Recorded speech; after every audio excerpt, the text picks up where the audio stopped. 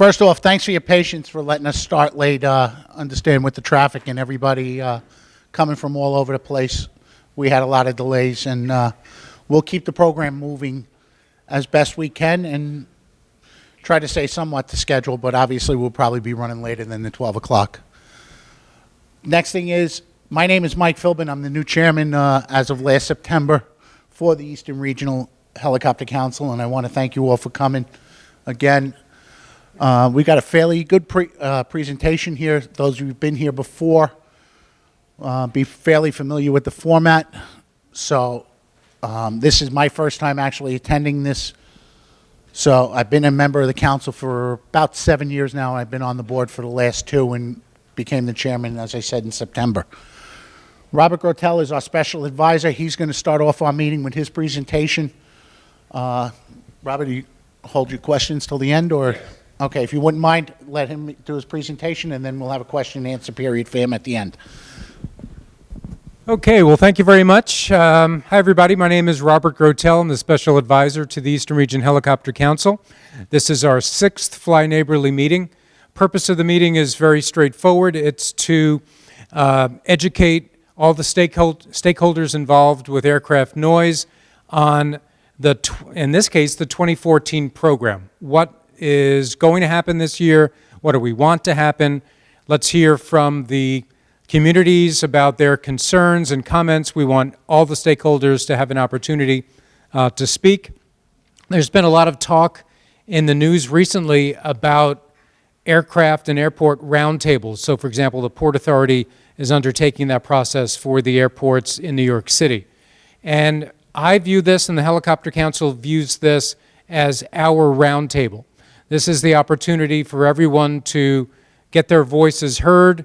It's good for the community members to hear what the pilot's concerns are, vice versa, and we can all get all the issues out on the table and see where we go from here. So before we get started, though, I'd like everyone to introduce themselves. If you could state your name and your affiliation in terms of where you're from, and if you're a pilot, or your link to the aircraft noise issue.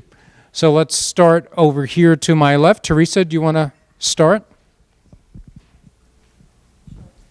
Teresa McCaskey, resident of Marriott, in our Eastern and Long Island, greatly affected by the helicopter, seaplane, and private jet noise. Okay, thank you. Yeah, hi, Scott Russell, supervisor for the South Old Town, which constitutes most of the North Caucasus problem. Tony Seglio, I'm the airport manager at West Hampton Airport. I'm also a pilot. Okay. Steve Turner, helicopter pilot based in Farmingdale. Tori Wig, helicopter pilot. I represent helicopter flight service. Philip Arnold, pilot, helicopter pilot from Farmingdale. Okay, thank you. Tom McCormick, helicopter pilot based out of Teterboro, New Jersey. Riley York, I'm a helicopter pilot based out of Trenton. Okay, thanks for coming. Bob Melville, Safe Harbor CAC in East Hampton, Elizabeth.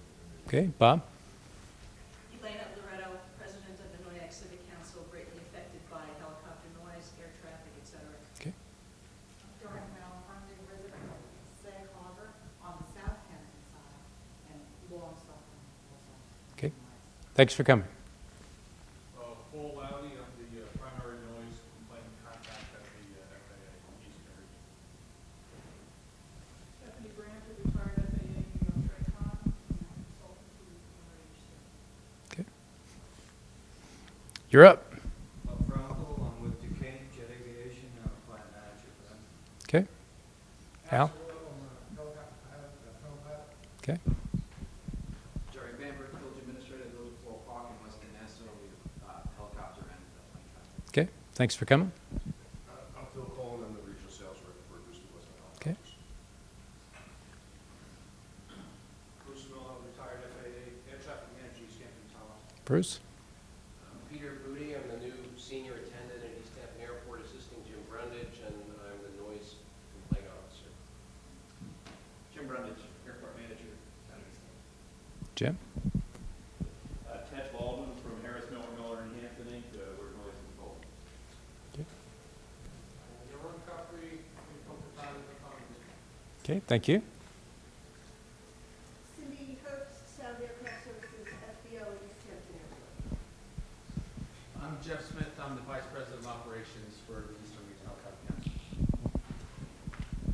My name is Jim Smith. I'm support of the FAA on Washington satellite navigation, specifically WAS. Okay, Jim?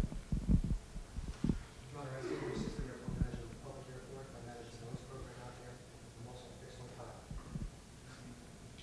I'm Tiger Airport Director. Corey Clark, I'm the intern with serving safety. Okay, well, great. That's all the time we have. That's so. But no, thanks everyone for attending. I know it's a terrible day in terms of the rain, and the spring will just not arrive. I don't know why not, but thanks for coming. I view this as a very, very important meeting, as does the Helicopter Council, and it's, as I said before, very important for all of us to have the opportunity to hear your concerns, hear our issues, and hopefully there's a place we can all meet in the middle.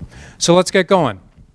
I forgot my clicker, so I'm going to have to do this manually. As I said, it's the 6th annual meeting. They have proven to be very successful in the past, and hopefully this year will be as successful. Hot button issues.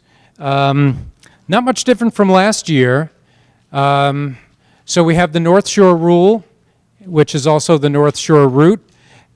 Pursuant to the federal rule, that is set to expire on August 6th of this year. So that's an issue that the Helicopter Council is monitoring very closely. We also have a proposed South Shore route. As many of you know, there already is an existing South Shore route, and what Senator Schumer and Congressman Bishop have proposed is making the South Shore route in a similar manner as the North Shore and making it a mandated VFR route. East Hampton Airport is obviously a source of significant noise out on the East End, and I assume that a majority of you are here because of the East Hampton issue. Track route activity. Floral Park is an issue that has been ongoing for quite some time, and as I've said many times before, the North Shore route, the establishment of that route in 2008, is a direct result of traffic that was on the track route. So I'm not sure if you're aware of the history of that, but they are related. And then, of course, there's the continued East Hampton community concerns that the helicopter industry takes very, very seriously. That's why we have these meetings. That's why we come out and meet with you and stay very close with the airports. We want to make sure that the program that is developed is the fairest and most equitable for all concerned. And the last bullet is route diversification. And this is something that we have been pursuing for an extensive period of time. From the Helicopter Council's perspective, we believe that a diversified route structure is the best type of noise mitigation available for Long Island, and we can get into that as the meeting progresses. So why are we here? As I said before, community roundtable. We want all the parties and stakeholders involved to have an opportunity to hear each other. In terms of who's here, you've already heard. We have helicopter pilots, Helicopter Council members. We have elected officials. We're very glad that that everyone can attend. We have airport managers, FAA, and as I stated previously, we have those who are affected by helicopter noise. The Helicopter Council's Fly Neighborly program is based on the Helicopter Association International's Fly Neighborly program. And that's a program that's been established since 1982, and it's primarily designed to educate pilots of community concerns on the ground and educate all the stakeholders of what these issues are. Now, I'm going to go through this very quickly because I want to spend the majority of our time talking together. So we're going to try to reduce the number of presentations and just have more of this open discussion. The Fly Neighborly program, again, this is right out of the HAI Fly Neighborly Guide. If those who would like to see that guide online, you can go to HAI's website. It's rotor.com, rotor.com, and the Fly Neighborly Guide is there. The Helicopter Council was established in 1977. I have been the special advisor to the council since 2006, the end of 2006, and the council is very, very concerned about community issues. Again, that's why we're here. That's why we hold these meetings. The primary focus of the Helicopter Council is safety, but I can tell you that in terms of the time and effort that's put into issues, the number one issue is noise. So although safety is the priority, we spend the majority of our time on noise. In terms of helicopter facilities, there are others than these, but these are the primary. So we have Republic Airport down the road, we have Islip, we have Gabreski Airport, East Hampton, and the Southampton Heliport down on the Barrier Beach in Southampton. In terms of why helicopters are flying over Long Island, I know the pilots know, but just so for everyone's benefit, we have EMS operations, air ambulance, we have a lot of law enforcement. Suffolk County has a very active helicopter department, and then we have electronic news gathering, aerial cinematography. We have military ops out of Tony's Airport, and we have utilities and construction and training. Training primarily, I could be wrong, but in terms of helicopter training, I think Islip has the most. Am I correct there, Jeff? Do you know? I believe Islip has the most operations. Now, East End traffic. There's been a lot of talk of the demand of East Hampton, East End in general. Total ops for 2013 were less than 9,000. So an operation is either a takeoff or a landing. So a flight, just so we're all on the same page, a flight has two operations, has a takeoff and a landing.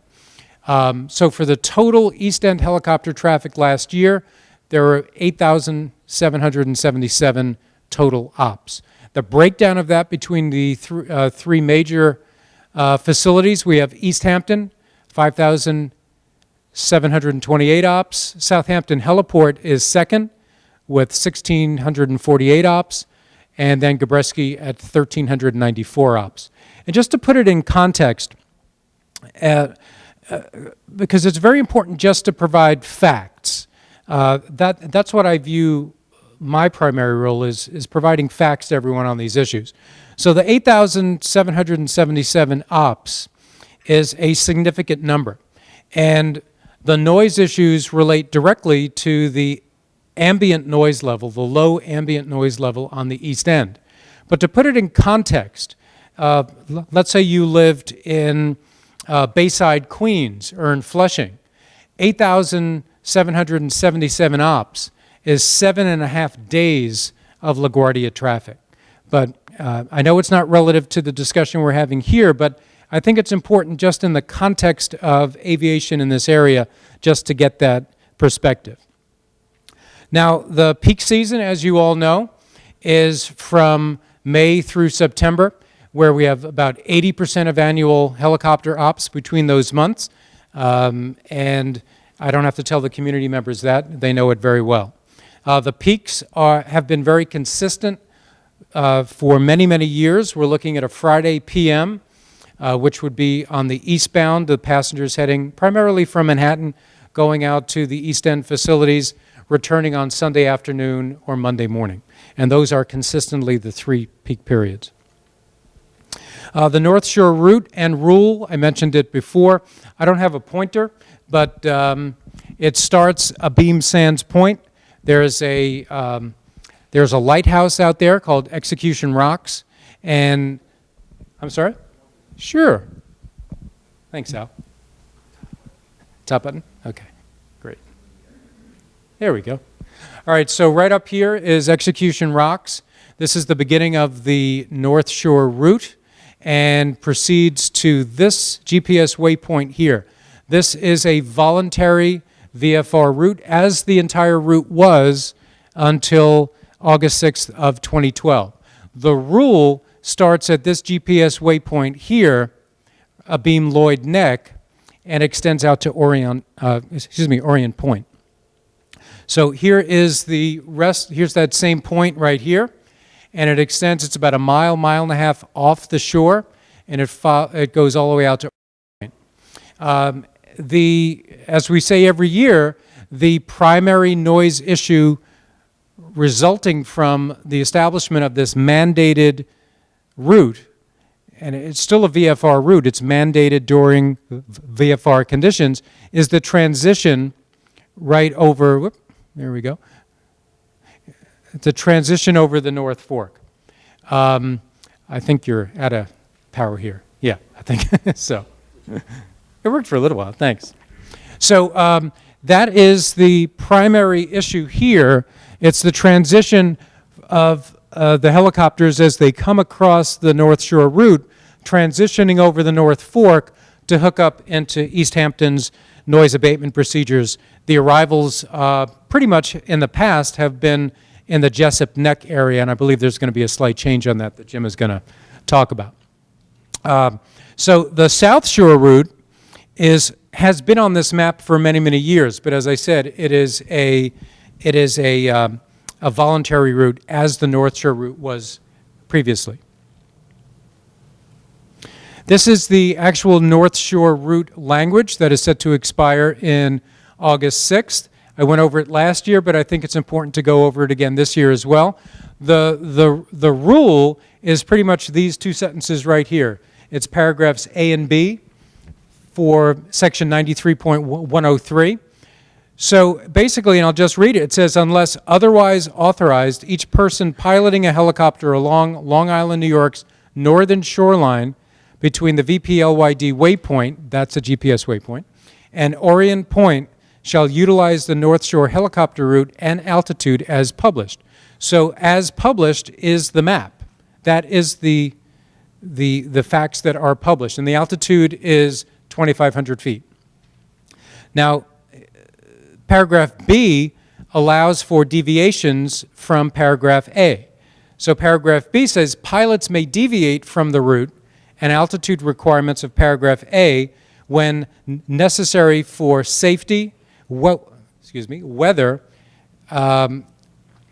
forgive my stuttering, safety, weather conditions, or transitioning to and from a destination or point of landing. So those three deviations are pursuant to the FAA rule, and that is the full rule that is, again, set to expire on August 6th of this year. Just to zoom in, here's the North Fork and South Fork. You can see here's the Southampton heliport. Here's Tony's facility. Here's Gabreski. Here's the Southampton heliport, and here's East Hampton right there. And again, the primary concern of North Fork is the area between Mattituck and Peconic, which I'm sure Scott can talk about. Okay, so from the Helicopter Council standpoint, every year what we do is we look at the peak weekends, and the peak weekends are clearly the 3 holiday weekends, Memorial Day, July 4th, and Labor Day. And we overlay onto the FAA helicopter route chart the helicopter observations pursuant to passer radar data, which the Helicopter Council subscribes to. And we look at the entire weekend. And we look at those peak periods that I mentioned before, and we identify the aircraft, we identify their altitude, where they are, and just to get a sense of the traffic volumes during the peak, and also compliance with our guidance, the Helicopter Council guidance to the industry itself. And as you can see, the helicopters are following the North Shore route. But what is also demonstrated by this chart, although it is very high in compliance, there are a couple of things. All of this traffic up on the North Shore is going to go over the North Fork. And it is going to create, and it does create, a significant noise effects in this area here because the majority of the traffic is going to East Hampton. So It is an unintended consequence of mandating the North Shore rule, is that by putting the majority of the traffic up there with the transition routes, they're all going to go over the North Fork to get to East Hampton. You'll also see on this, and I'm not sure if you can see it in the back, there's increased volume on the South Shore route. The Helicopter Council has been very, very vocal in trying to get membership to, if the opportunity exists, to use the South Shore route. And we have gotten a very good response with that. Traffic volumes are up. And Jim, I think the numbers are as high as a third during the peaks. How far west they go on the South Shore route? I just know a third from down Old Church on pick up the route westbound and then where they go from there. Yeah, and that's up considerably from what it was in the past, where I've seen the numbers in single digits or perhaps 10%. So now we're up to plus 30% on the South Shore. And that's good from the North Shore perspective. If you're a community up there or affected, every aircraft on the South Shore is one less on the North Shore. And that goes back to the route diversification issue that the council supports, is that to spread out the traffic, have some on the North Shore, some on the South Shore, and some over the center of the island, as it has been in the past. Just briefly, we'll talk about some complaints. This is the last 13 months of Eastern Region Helicopter Council complaints to the toll-free hotline and also the flyneighborly.net website that has the web form. And you can see that the summer peak is clearly obvious there. Now you've noticed that December of 13 compared to December of 12 is significantly higher. That is not a Long Island issue at all. That is an issue in Manhattan, and it relates to the Jersey City area, where it shows 158 complaints. The majority of those complaints, about 130, are from Jersey City. Okay, so this is just a graphical representation of the 2013 Eastern Region Helicopter Council noise complaints. 91 distinct households filed complaints during the calendar year. There were 1,837 complaints. Households were down 37% from 2012. Complaints were down 14%. That does not necessarily mean that things were better, as we've stated in the past. These numbers are influenced by a great many things. It could be the amount of press coverage. It could be caller fatigue. But there also is a significant amount of effort on the Helicopter Council and the helicopter industry's part to be conscious of community concerns and modify routes if possible. But you can see that the two specific areas on this map are clearly identified. Again, this is Helicopter Council data. It is not East Hampton data, which I'll show in a second. But it's the North Fork, which is the darker red area, and then also Jersey City. The Jersey City, where it shows 512 complaints, that's primarily two households that have filed all of those complaints in Jersey City. You can see this area right here, the 91 complaints for the year. That is the track route, and that is Floral Park, New Hyde Park, and Garden City Park. So we can go into that as well. The Kings Park area, which shows 86 complaints, that is one household there. My review of that data shows that the majority of those complaints relate to helicopter traffic out of Republic in terms of north-south between Connecticut.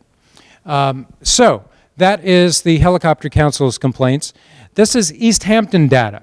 So this is zooming in on East Hampton, East End. You can see a different story. This is because the Helicopter Council is only capturing helicopter complaints. East Hampton collects all aircraft complaints in its area. The blue indicates helicopter noise complaints, and obviously, in this case, 70.6% of all complaints collected by the East Hampton Airport are helicopter complaints. The total for the year was just less than 7,000, 6,777, and those complaints were filed from 221 distinct households. So you can see a different picture than the Helicopter Council data, but when you combine it, it does present some very significant trends, and that's the type of information that we use as we develop noise mitigation programs with the airports and with the council itself. Okay, so in terms of these noise complaints, again, this is Eastern Region Helicopter Council noise complaints. I talked about the 91 households, the 1,837 complaints. The North Fork, there were 31 households, which represents about a third of the reporting households, and the North Fork generated over half of all complaints. Floral Park, there were 13 distinct households filing complaints all along the railroad tracks, which is under the track route, hence its name. The top 10 complainants, over 80% of annual complaints, which is typical for noise complaint collection efforts across the country. And the top complainant in Mattituck, 347 complaints, about 19% of the annual total. And the top 3 complainants from Mattituck, Jersey City, and Cutchogue were about half of total complaints. So for the 2014 program, we obviously want to stress to all the pilots in the room and all of the membership to fly neighborly, be aware of the noise-sensitive areas out on the East End, on Long Island, in the Floral Park area, North Fork, South Fork, all the areas. There are concerned community groups and individuals, and we have to be conscious of that. Increased altitude, I already talked about the diversified route structure. Increased altitude is obviously the best form of noise mitigation when available. What the council will do is continue to look at and review the traffic patterns over Long Island, as we've done for many years now. We're always looking at the procedural reviews the procedures of airports and communicating with the airport managers to see if there's any changes that are needed as the season progresses. We will continue to collect complaints and review those complaints and pass them on to memberships and airport management as necessary, and also continue to do this, to reach out to all the stakeholders involved and hopefully have some good discussion about it. And that is me. So I'm done. And if there are any questions on my presentation, Jim Brundage. You mentioned Montauk. How many helicopter operations go out to Montauk? Not many at all. That airport has not come up in any sort of noise complaint discussions since I've been doing this, since the end of 2006. Anything else? Yes.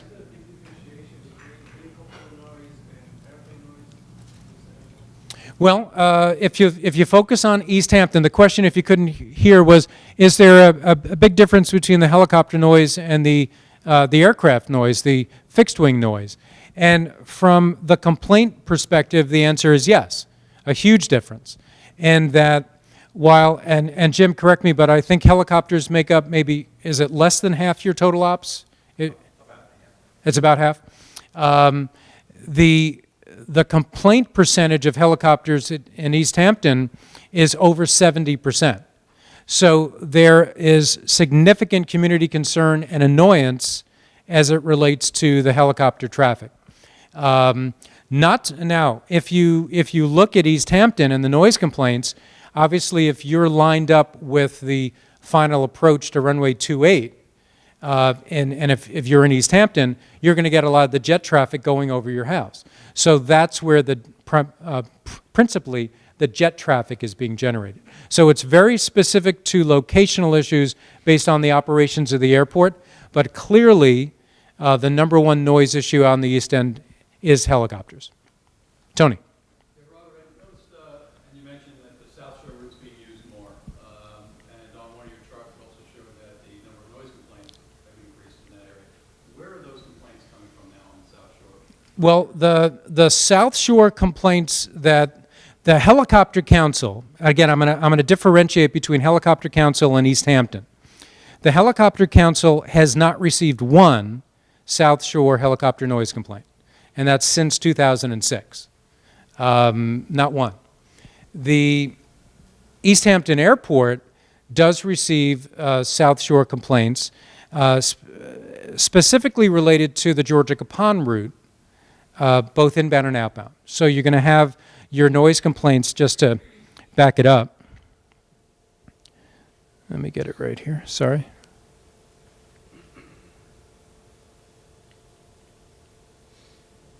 So there's pretty much one noise-sensitive area, which is right here.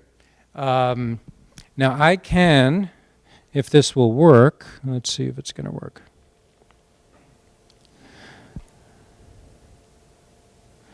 I'm just waiting to see if it will actually connect to the live map.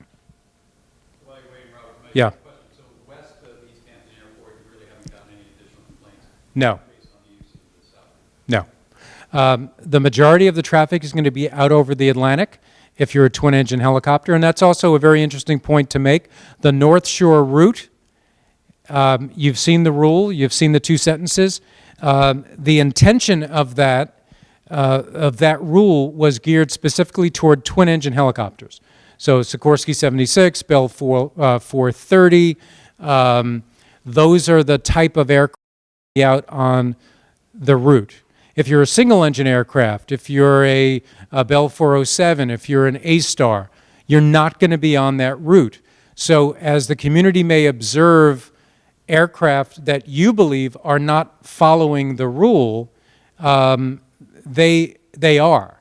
The rule allows for them, the single-engine aircraft, to not have to follow the GPS waypoints. So I'm sure we'll talk about that as the meeting progresses. But I just want to show you this real quick. So these are the complaints for East Hampton Airport. I can drill down into the noise sensitivity area zones, and it zooms in. You can see that you have a few complaints down in Sagaponack. This is all 2013 data, and the majority of complaints are, from the helicopter standpoint, are just to the west of Georgia Capon, and then you have some jet aircraft. I could zoom in on the helicopters only. So these are the helicopter complaints, and you can see they pretty much line up with the noise abatement procedures with the airport. You have NOAC as being the number one geographic area generating complaints, and you can see up here the departure right here. The departure, the Barcelona Point departure, is also a noise-sensitive area. But if you're a jet operator, the jet complaints, let me get rid of the helicopters. The jet complaints are going to line up with the runways. And that's consistent with airports around the country. It's just the nature of airport operations. So anybody else? And then we'll go on to our presentations. Teresa? You had mentioned in reference to the FAR 93.101 mandatory helicopter route Long Island Market. Right. Also in that information, you may not be familiar with it because I have the book right here. Okay. It says authority for this rulemaking. The FAA has broad authority and responsibility to regulate the operation of aircraft. The use of the navigable airspace and to establish safety standards for and regulate the certification of airmen, aircraft, and air carriers with the codes that are present afterwards. The FAA's authority for this rule is contained in 49 U.S.C. 40103 and F44715. Under 40103, the administrator of the FAA has the authority to prescribe air traffic regulations on the flight aircraft, with parentheses, including regulations on safe altitudes for *B, protecting individuals and property on the ground. Right. 49 U.S.C. 40103. In addition, 44715A provides that quote unquote, relieve and protect the public health and welfare from aircraft noise, end quote. The administrator of the FAA, quote, as he deems necessary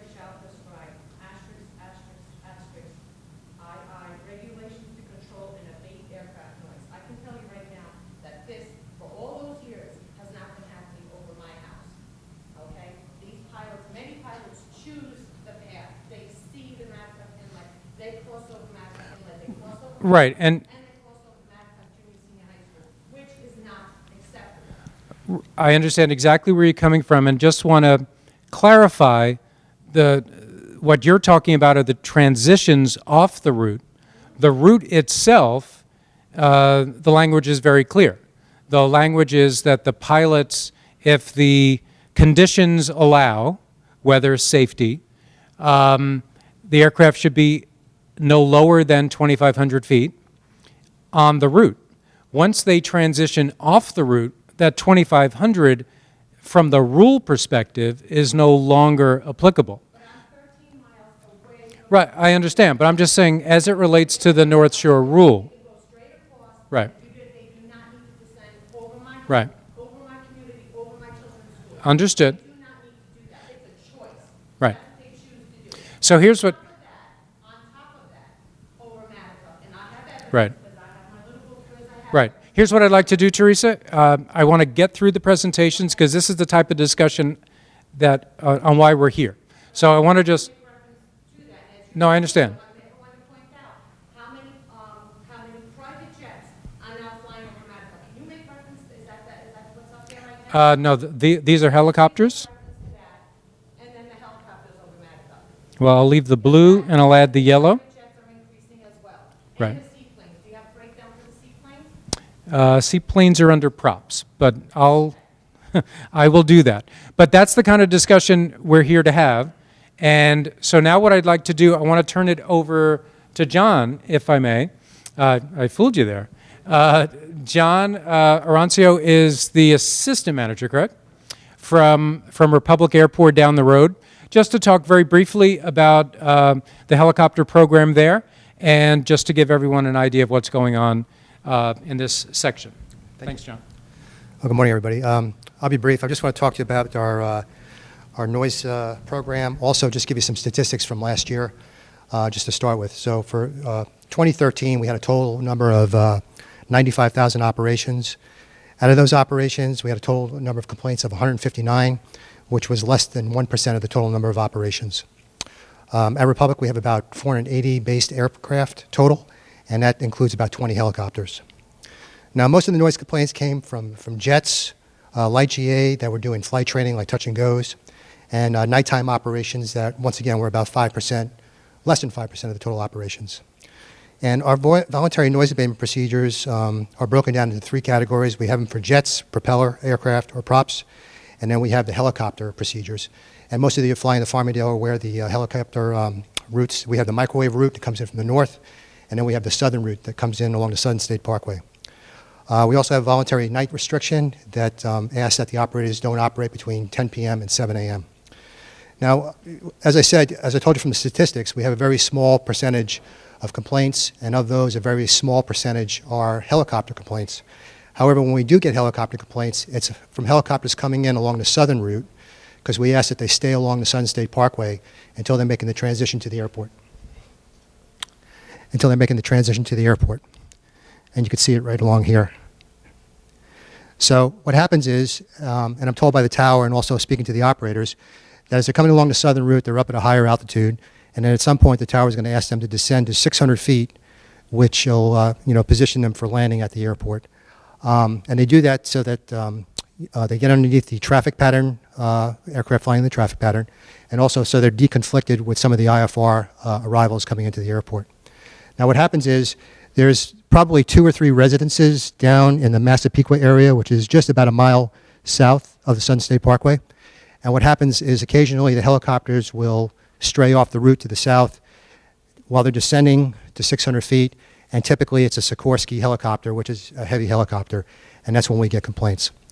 So, we try and mitigate that as best as possible. I always reach out to the pilots, and you guys have been great that I've talked to, and asked you to stay on the route as closely as possible. And I understand that there are extenuating circumstances. The tower may ask you to break off the route for some reason, or they may ask you to descend, as I said, to 600 feet earlier than you may want to. So, Robert's been great. Eastern Region Helicopter Council has been great reaching out to the pilots. We've identified those residences so that they could be avoided along the southern route. And for the most part, as I said, the 2 residences that have been complaining have not complained in quite a while. So that's the kind of work we do at our airport to help mitigate the helicopter noise. And it's been, pretty successful. And once again, I thank Eastern Region Helicopter Council and all the pilots who, listen to what we say. It's important for us to, to help, prevent these types of complaints from happening. So that's pretty much our noise program. It's pretty simple. As I said, I manage the noise program. I respond personally to all the noise complaints. If I get a complaint, especially from that area where it was repeated, typically we send a letter out, but in this case a letter was not going to do it, so I would have to personally reach out to the caller and try and explain what was going on and try and come up with a solution for it. And I think that's been pretty successful. Any questions? Before the tower descends to 600 feet, what altitude do they come at? You guys could probably answer better than me. It's like 2,000 or 2,500, something like that? 2,000, 1,500, because right there, when we're getting on that route, we're coming off of Kennedy.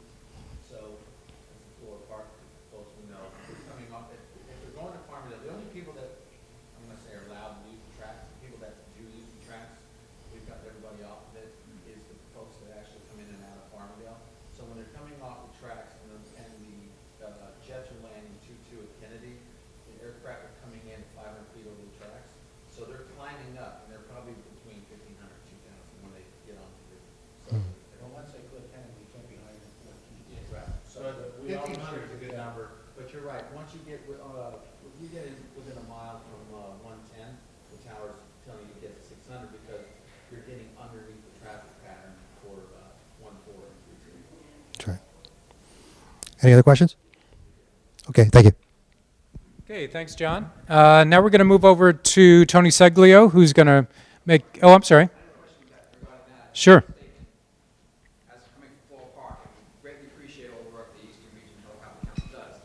We understand we're going to get air traffic at Floral Park. But I think Jeff just mentioned that when they're coming off the track route, they're often coming at from 500 feet. They're supposed to get 2,000 feet over the track route. But our concern really is, and to go back to the 31 complaints you got, most of them, I'm sure, are when the 22s are being used for landings. We have a landing pattern. Helicopters have to fly at 500 feet, as you mentioned. There's a significant, tremendous difference between the 2,000 feet. Yes. So our request would be, when the 22s are being used for landing, if alternate routes can be used, because the difference is tremendous between the One of our board members is actually in charge of the flight department that primarily comes in and out of Farmingdale, and we can one look at that because I know he's very cognizant of that, and I think when that situation arises, they actually go Throgs Neck and then from the Throgs Neck Bridge directly over. But it's something we'll definitely look at and see if that's happening and if that's a issue. One of that problems is there's a helipad at Bethpage, so that may affect that, but definitely something we'll look at. Yeah.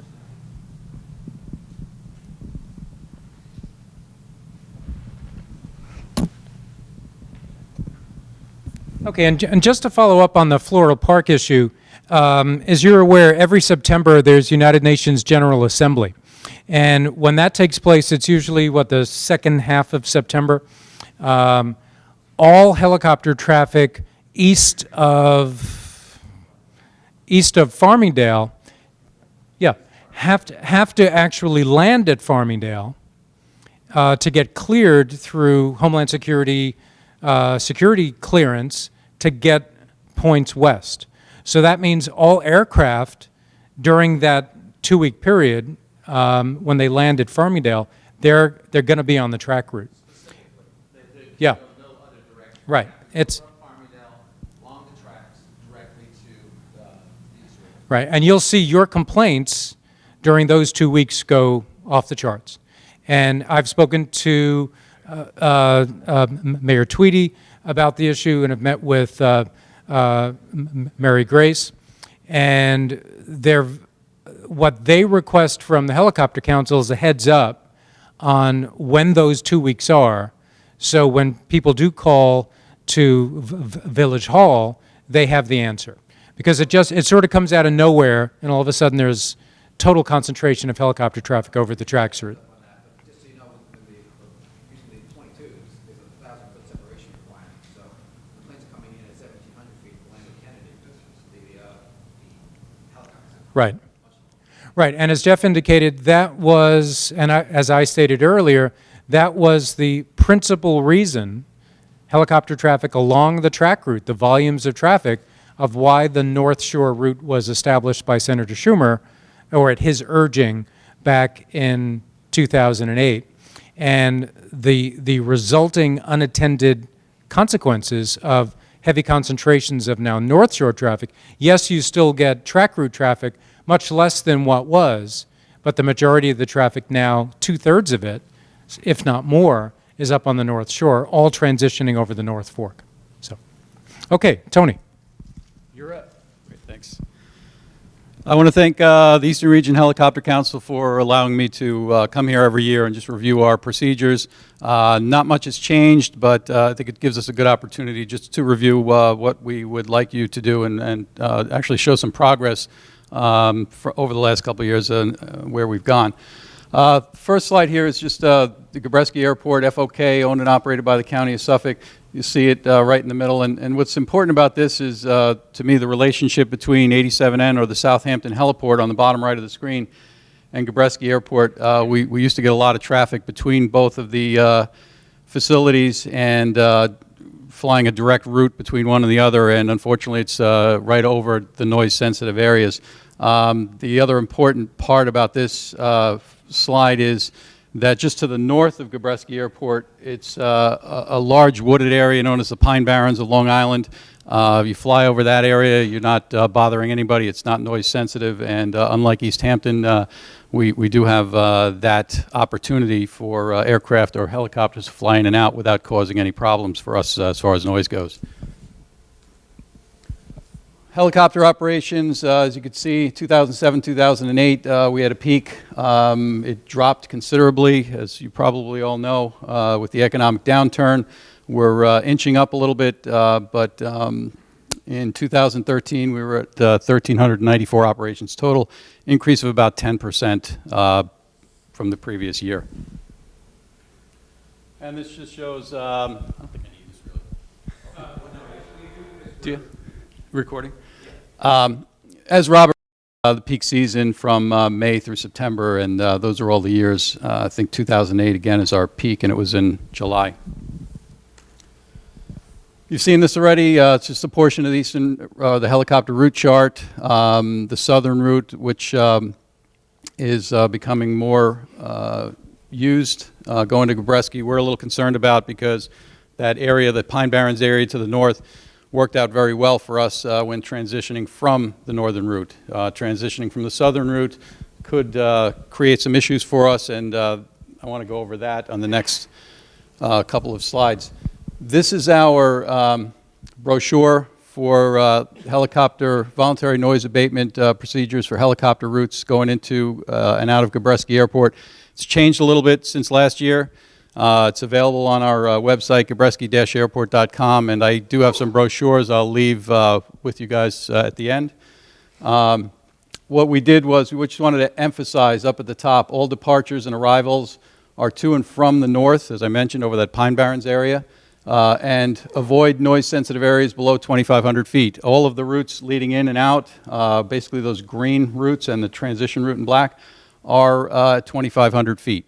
As Robert mentioned, the altitude is going to help us with the noise.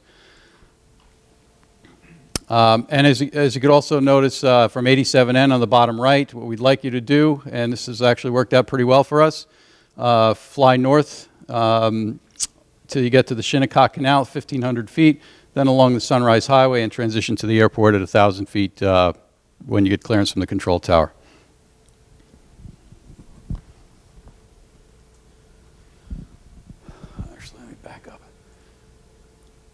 The Sierra route shown here in red is actually in our key showing a departure route with ATC's prior permission only. Because of the proximity to the noise-sensitive areas, even if you're flying over there and increasing altitude, we don't want you to use it unless it's absolutely necessary. So if you're using the southern route, how do you get to and from the airport if everything is from the north? That's what I wanted to show on the next slide.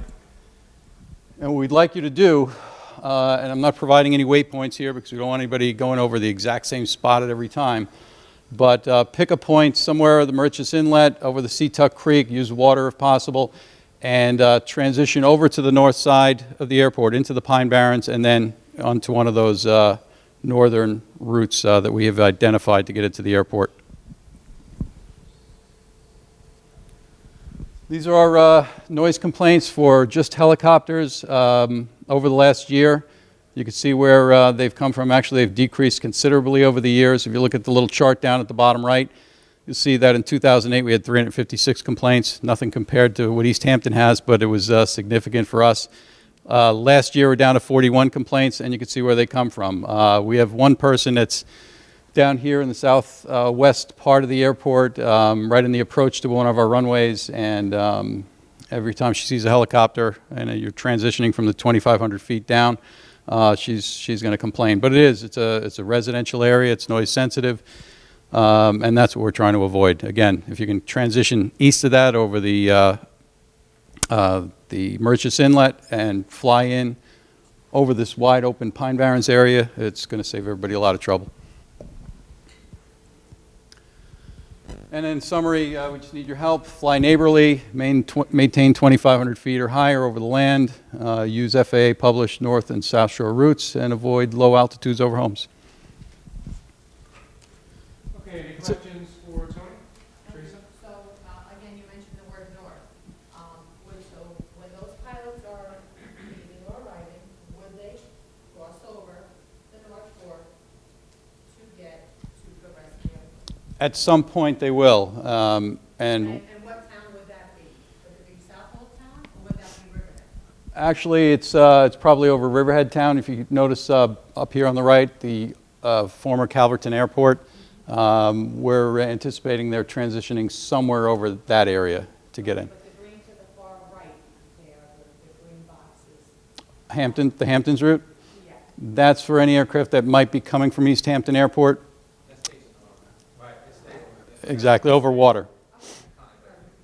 Anthony, Yes. if you go further east, where Teresa was just referring to with those green boxes, where are they coming from? Show me the route, please. That is kind of beyond our area, so it's up to the helicopter pilot. Basically, it's over the Peconic Bay. How you get to the Peconic Bay is up to the pilot. So how much air traffic is there going from East Hampton Airport to Progressive? I don't have exact numbers, but it's not significant. If you look at the number of helicopter operations we had last year, 1,300 compared to the 5,000 and change, 6,000 roughly at East Hampton, we're not getting nearly as much traffic as they are, and I don't think they're coming from one airport and going to the other.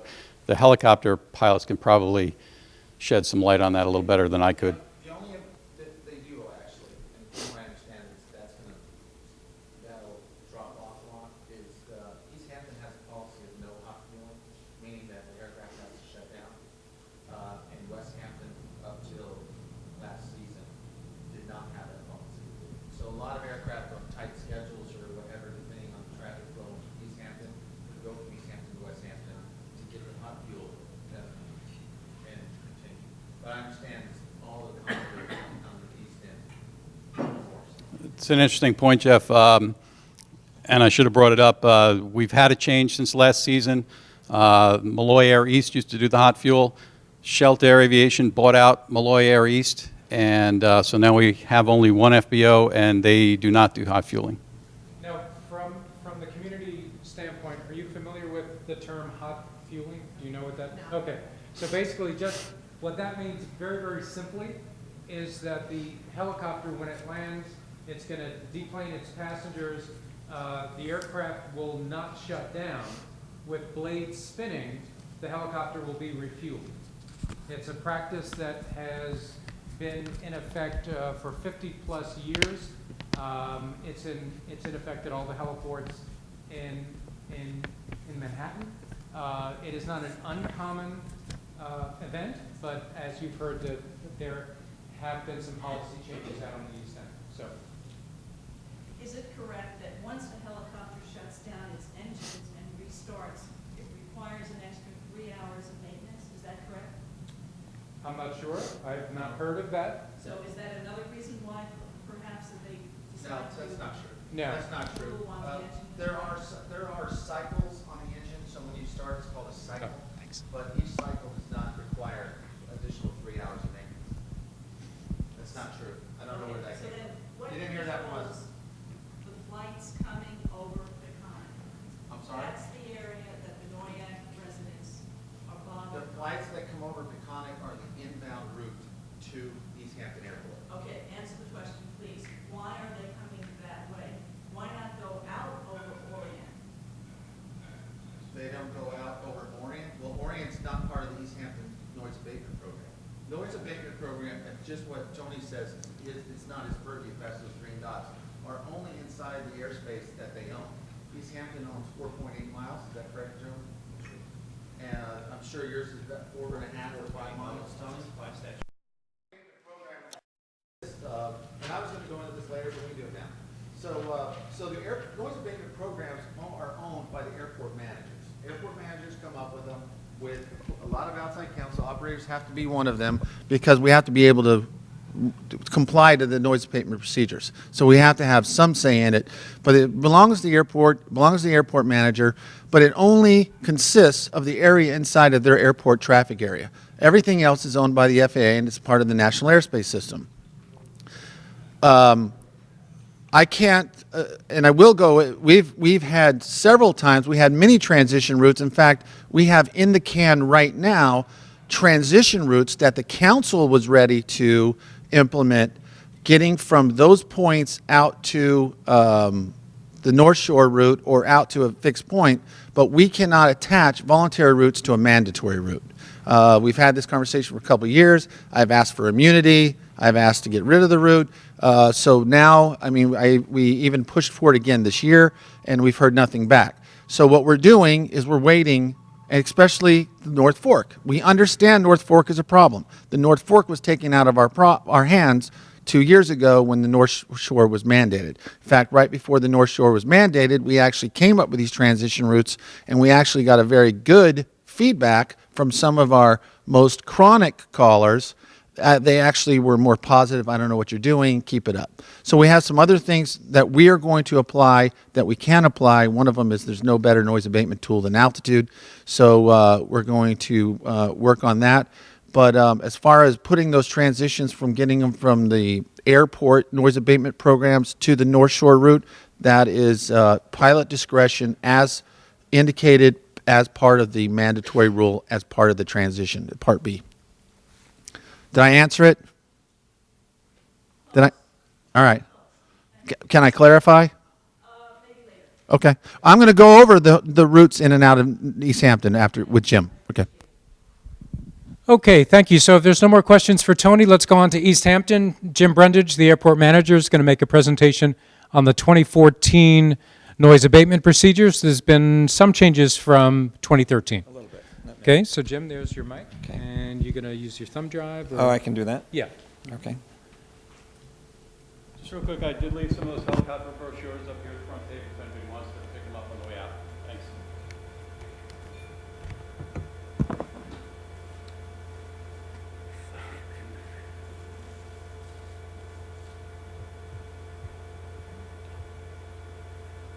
It's upside down here.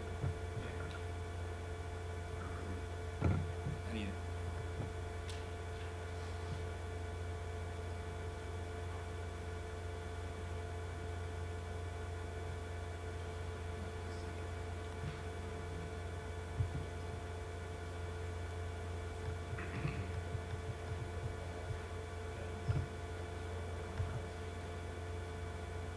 Okay, we're looking for, oops, map. Give me a hand here. I'm not familiar with the computer. Um, Which one? You're that. It's not that one.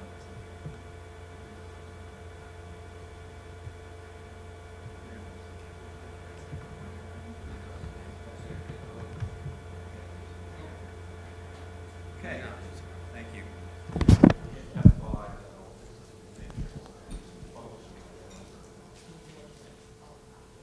Thank you.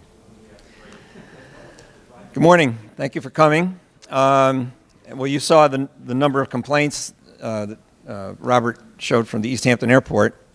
It's close to 7,000, 70% of which are helicopter complaints. So it's a serious issue, and we do take it seriously in the town of East Hampton. And so we have been working with Eastern Region Helicopter Council over the years, and community groups and noise abatement committees in the town to develop routes. And the ones we developed last year seem to have more improved results than in past years. So there hasn't been much change this year, and we'll go over that. But I just want to mention something this year that's kind of significant. Some of the complaints are from people who are determined to either shut down the airport or to at least shut down helicopter traffic. And if you don't think that's possible, consider this. In 2005, the FAA settled a lawsuit with an East Hampton citizens group that states, among other things, that after 2014, the FAA will no longer enforce Grant Assurance 22A. So what is 22A? Grant Assurance 22A reads as follows. The town will make the airport available as an airport for public use on reasonable terms and without unjust discrimination to all types, kinds, and classes of aeronautical activities. And it says more things, but that's the important point. So after 2014, the FAA has said, we're not going to enforce that anymore. So what does that mean? Does it mean that the town will ban helicopters? Some helicopters, institute slots, or ban certain hours? We don't know. But all I can say is how helicopters fly in and out of the airport this year is even more than previous years will have enormous consequences on helicopter operations going forward. So having said that, let's look at the routes from last year that we're going to implement this year. I think this is the one. So this is our policy to establish safe and efficient helicopter routes into and out of the East Hampton Airport at the highest altitude and the lowest community impact. Thanks.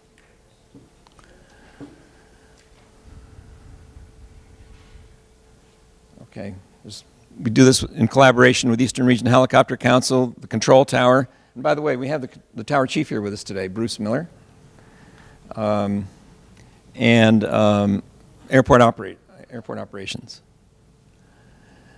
I think rather than read these, which you'll have in your packets from Jeff, and they're online as well on our website, we'll just look at the maps and describe them. So here's the November route. It's pretty much the same as last year. However, last year it came in more toward the base of Jessup's Neck. This year, it comes straight from Nassau Point, 3,500 feet, descending to cross November 2, this point here, which is is that the clay pit, Jeff? I'm sorry. Is that the clay pit, November 2? It is. It's right in the vicinity of the clay pit. Cross that at about 3,000 feet, at 3,000 feet, continuing to descent to 2,500 feet by Long Pond, and then follow the power lines to the airport. Very similar to last year. Echo departure route departs the airport northwestbound toward Town Line Road, which is Echo 1. Best rate of climb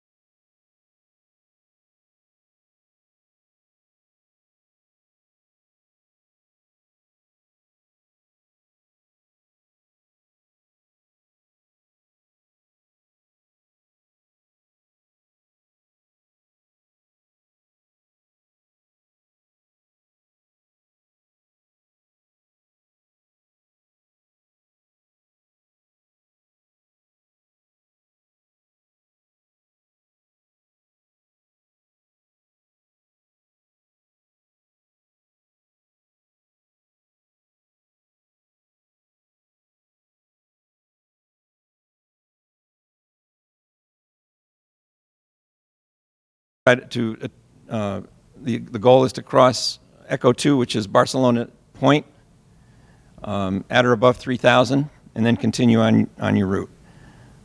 One change in the written language of the noise abatement procedures this year is, if traffic permits, we'd like you to climb within the airport boundary to gain altitude before proceeding on this, and then maintaining a route east of Town Line Road to Barcelona Point.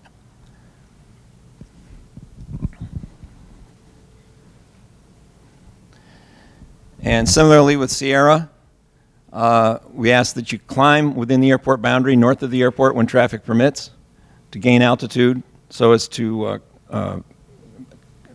be above 2,000 feet before crossing over the center of Georgia Pond to Sierra 2 and then offshore.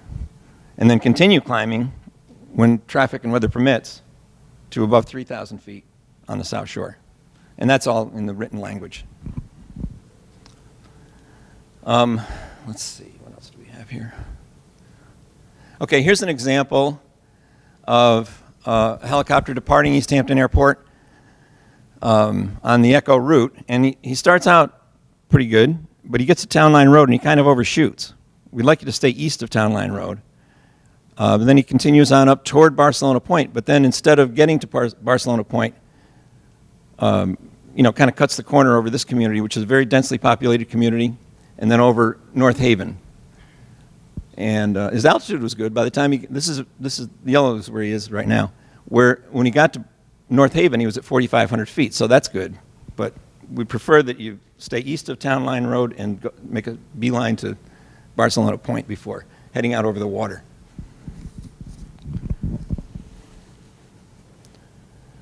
Okay, here's a better example of how we'd like a better route, which is east of Town Line Road, up to Barcelona Point and out over the water. He does cut the corner here a little bit. We prefer you stay out over the water, or quite frankly, after you leave Barcelona Point, like Tony says, that's out of our jurisdiction. So whatever you do after that is not of our concern. It's up to the Eastern Region Helicopter Council. Excuse me, Jim. Yeah. So after Barcelona, whose jurisdiction is it? Well, I don't know. Or is it the one out west? It's agreement. It belongs to the FAA and it's part of the National Airspace System. Right. And at that altitude in past Barcelona Point, you're actually in FAA control airspace. So it's up to the FAA then to suggest, may I use that word? Suggest? The FAA doesn't do, Paul, correct me wrong, we don't do suggest. They regulate or they don't regulate. Part of the FAA noise abatement program, though, is self-regulation, voluntary routes, and then the last measure is mandated routes. That's where the North Shore route came from. So not the Wild Wild West. We're actually in controlled airspace. We have weather minimums, we have clearance, we have to get from past that point. Now, what I discussed earlier, though, is we have the ability, I had a conference call with the majority, I got the top 10 helicopter users in East Hampton, and we have the ability, and I have every one of their signatures on doing transition routes from the airports. And I think that is what's going to help alleviate and mitigate a lot more noise. We just cannot do it yet until the North Shore rule sunsets. And you all have seen them before. I mean, Teresa, you've been doing this a couple of years. I told you every year. This has not gotten better. I mean, as Robert said, the North Shore route was specifically before Park. And what the effect was, moving the noise complaints out to the North Shore. If you ask if it's effective, the North Shore route, they will say yes, the noise complaints went down considerably.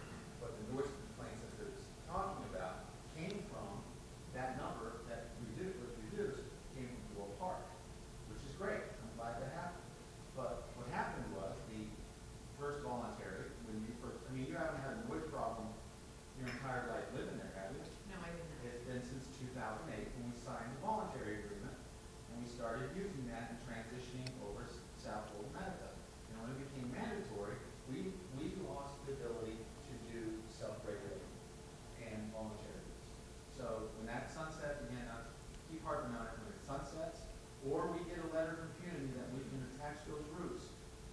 those transition routes, you will see a drastic change. We did them right before the rule came, and like I said, we got very positive feedback. But moving in and out of the airport, and we'll discuss it later, for NOIAC, what we're doing is raising the altitude going at the initial phase. The initial phase is now 3,500 feet, actually above East Hampton. East Hampton's airspace starts at 2,500 feet. So we're coming in above the airspace and coming down into it, as opposed to coming into the sun. So you'll see, and then we tweak the route so that there's not a turn all over that intersection. Stephanie. Any suggestions about altitudes by FAA people or generally when it comes to traffic? If you see another track, and they suggest an altitude just to keep your acceleration, other than that, it's pilots. Okay, by the way, these slides that I'm showing are screenshots of a system we have at the airport that Peter Booty has become proficient in lately in terms of helping us with our compliance monitoring. And it's because we do not have radar out on the east end of Long Island, so we have a system called multilateration, which measures aircraft's positions other ways and then tracks it, and we can, it archives it for a couple of years actually, so we can pick up any track, for any date and time. And this example is an example of how pilot used the Sierra route, started out the Sierra route, but instead of climbing within the airport boundary and then going out Georgia Capon to the southern route, cut across communities here, which affected several households. And and he's only at 600 feet. So, we'd like you to avoid that if you can. Try to use the route as published, and use the Georgia Capon area to transition to the southern route. So, yeah. Just one more question, Jeff. When you talk about the northern route on Sunset, and you had some solutions for North Fork, do you have any solutions for, say, Auburn, NOIAC, other than altitude? It's altitude and precision of, and I'm going to go how we designate routes and how we go about how that's done from the initial phase. But the unfortunate part about the I'm sorry? airport was being the route is very Yeah. I think you could just pull it out, no?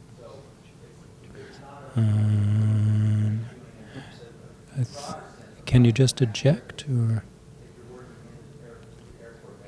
I think you just pull it out, no? Who's going to be responsible, let's say that Sunset's that northern route, who's going to be responsible for inside that 5 mile? That's still the North Shore route has nothing to do with the East Hampton Noise Abatement Program. They're two separate, they're apples and oranges. I would even say apples and onions. They're so far apart. They're not connected. That was a Dominic Stanzione, that was him putting it all together to get his point across, and they have nothing to do with each other.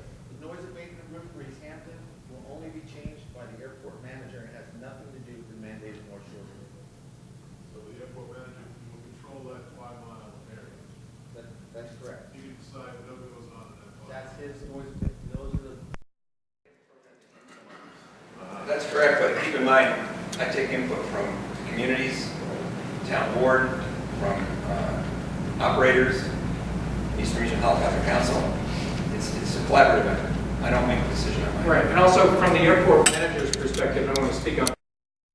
But the airport manager suggests, to use that word again, suggests voluntary noise abatement procedures. These are not mandated or regulated, and it all revolves around the FAA's National Airspace System to have rules, to have procedures within the existing regulatory framework. So I just want to make sure that everyone's clear on that. Jeff's going to set up a second discussion on East Hampton, but just quickly, I wanted to address an issue Jim had raised. He showed the flight track of the helicopter departure going over North Haven. Now, this is an example of data serving its purpose. The East Hampton Airport collects significant data on all aircraft movement and aircraft noise complaints and correlates the two. And that's very critical. Data is king as it relates to this issue. So when the town changed, or the airport changed the procedures last year, prior to the change, both arrivals and departures came in and out over Jessup Neck. Obviously, most of the noise complaints were centered right in that area, right in that geographic area.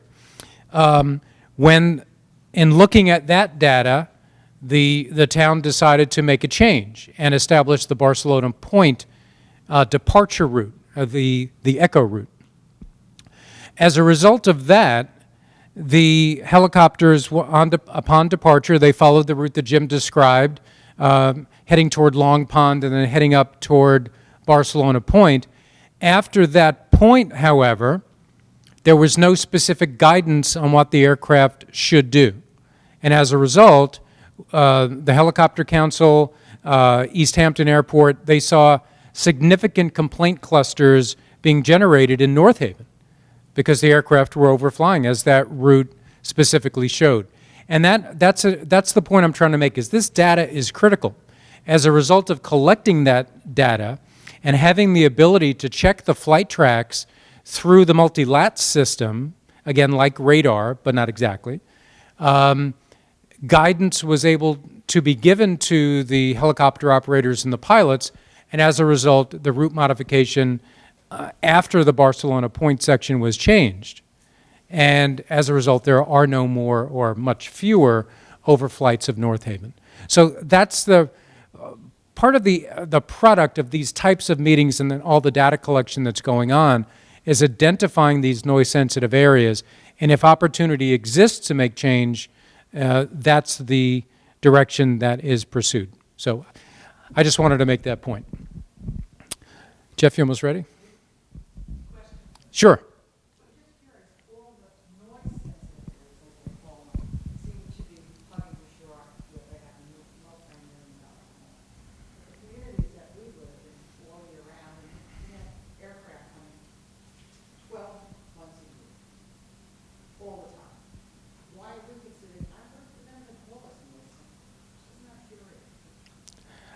I'm not following you. It seems like all the wealthy people that live on the shore, all their areas will be noise sensitive. Because the people that live there full-time are not referred to. Well, I would disagree with that. I think in terms of my use of noise sensitivities, I mean, frankly, I'm one who uses that term very frequently. The maps that you saw, the clusters, I've named them noise sensitivity clusters. So as a result of noise complaints that if you or your neighbors are filing, that is a noise sensitive area. There is no determination of annual income or square footage or acreage that you have. It's really based in terms of the noise data, noise complaint data, the distinct household, the geographic latitude and longitude of your house as it relates to the volume of complaints compared to the flight tracks in and around that geographic area. So you are by the fact that you're here. You wouldn't be here unless you had noise sensitivities. If you weren't annoyed, right, but if you weren't annoyed about aircraft noise, you wouldn't be here. So.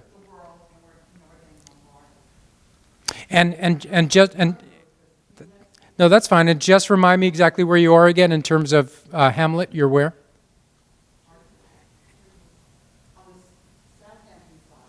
Of Sag Harbor. Okay, great.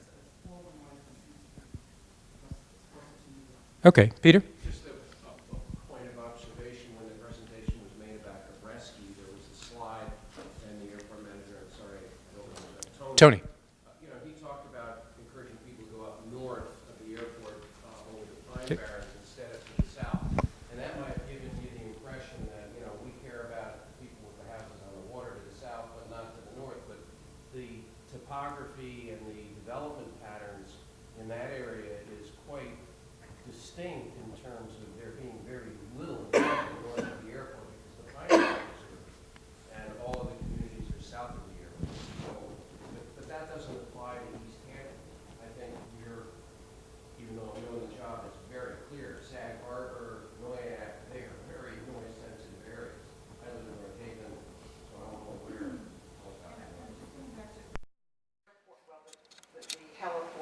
Southampton, the gentleman from West Hampton, he was saying they were having trouble.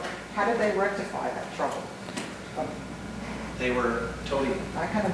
they were having trouble, I didn't hear they're having trouble. You were having Basically, trouble what happened, with transitioning from. yeah, the helicopter's going from Southampton Heliport in a straight line to West Hampton Airport. What we encouraged the council to do was fly north to the Shinnecock Canal and then into the Pine Barrens over Sunrise Highway to the airport. And that has worked out pretty well. Yeah, the issue with Southampton, the heliport itself is smaller than this room.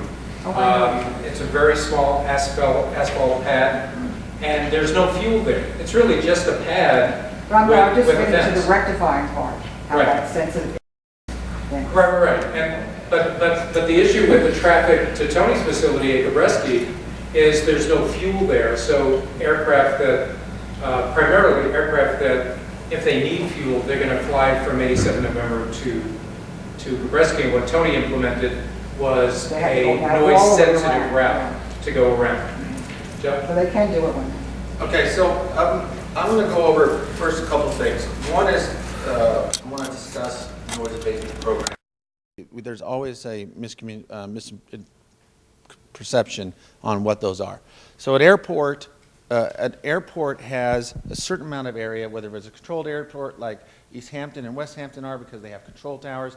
The control tower manages sometimes up to 2,999 feet, but somewhere between 2,500 and 2,099 feet, and then usually between 4.5 miles and 5 miles, somewhere in there.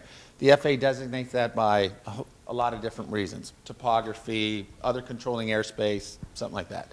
So when an airport sits down, or an airport manager sits down, they start to look at how to designate noise abatement routes. The first thing they have to do, the first thing that's looked at between a technical advisor, the airport manager, is the airspace around it. You can't do anything without negotiating the other controlled airspaces around you. If you look at New York, there's noise abatement programs. If Teterboro's here, they would tell you that theirs is very difficult because they're inside of Newark's airspace and LaGuardia's airspace is right here, and so you have to put that on top first and say, okay, these are the airspaces and this is the area that I control, that I don't have to negotiate those other airspaces, so this is what I have to work with.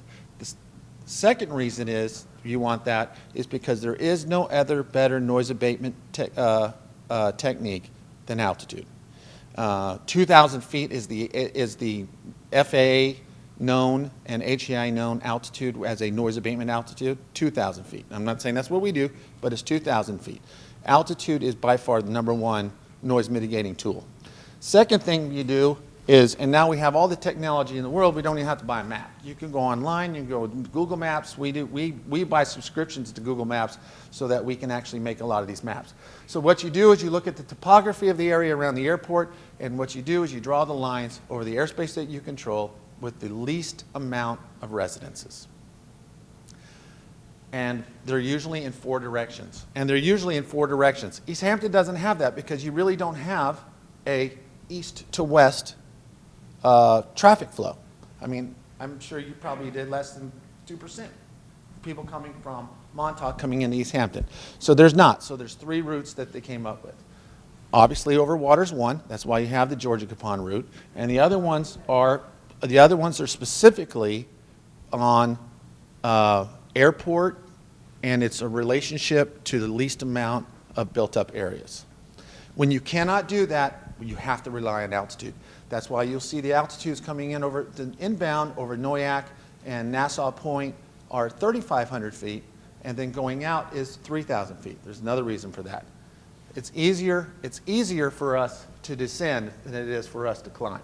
It's a performance-driven. We can come down a lot easier than we can go up. It takes a lot more power to go up. So going outbound, it takes us a lot longer to get up to that altitude than it takes us to come down. So what we do is we have this whole map, and then we start drawing the lines.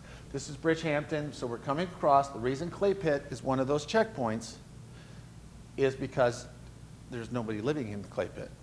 And it's a very noticeable topographic feature that you can say, pilots, do you see that? They don't even have to go inside their GPS and make a waypoint. Do you see the Clay Pit? Fly over the Clay Pit. The reason Long Pond, the south part of Long Pond, is because it's a very identifiable geographical feature that says fly south of Long Pond.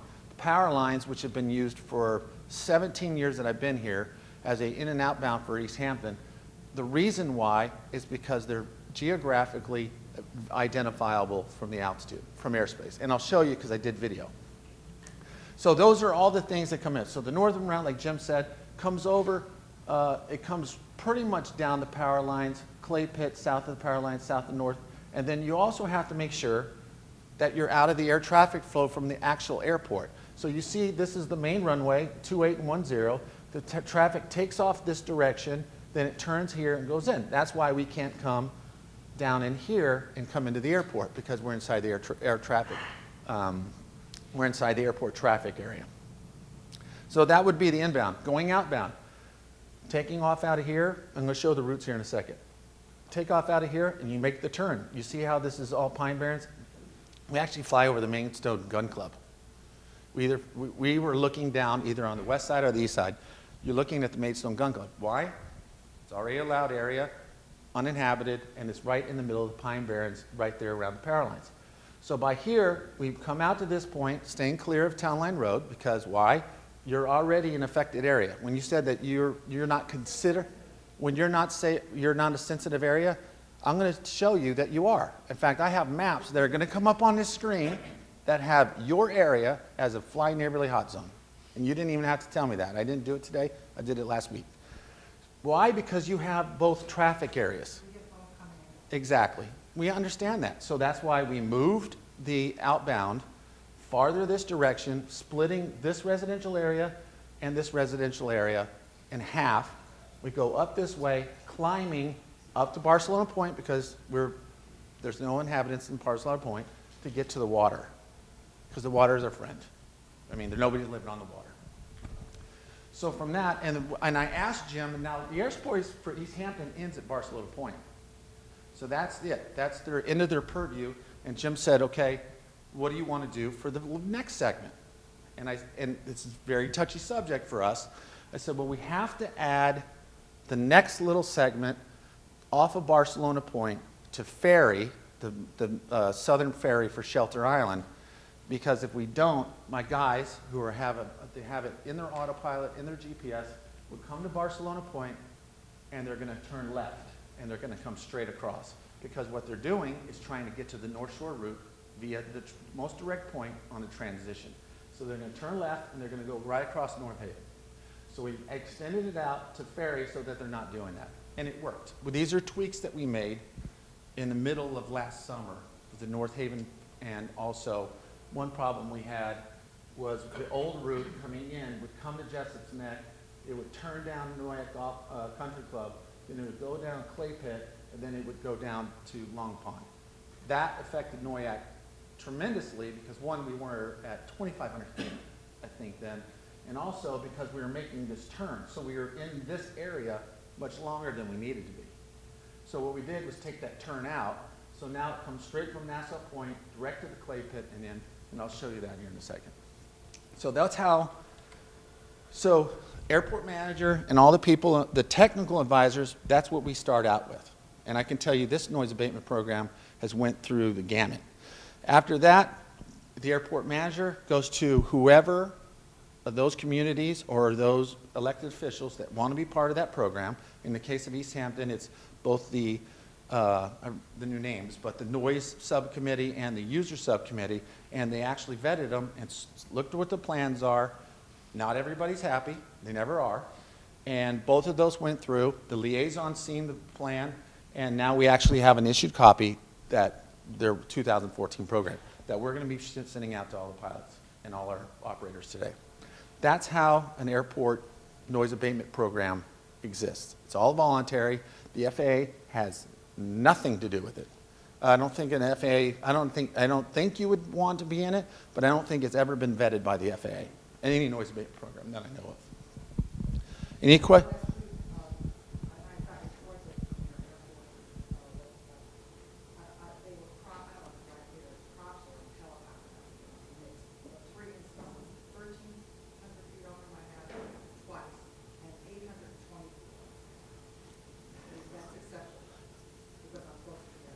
That is absolutely legal. It's absolutely legal at those altitudes.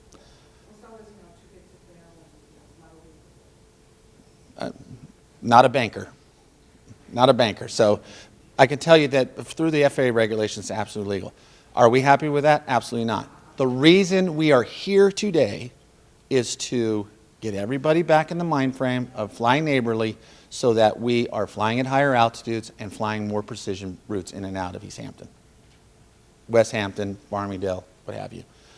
That's why we're here today. That's why we invest the resources to be here. That's why we're taping it so all the pilots that aren't here can see it. That's why we do it, is because it's very important to us. So it's not acceptable to us, so we want to rectify that.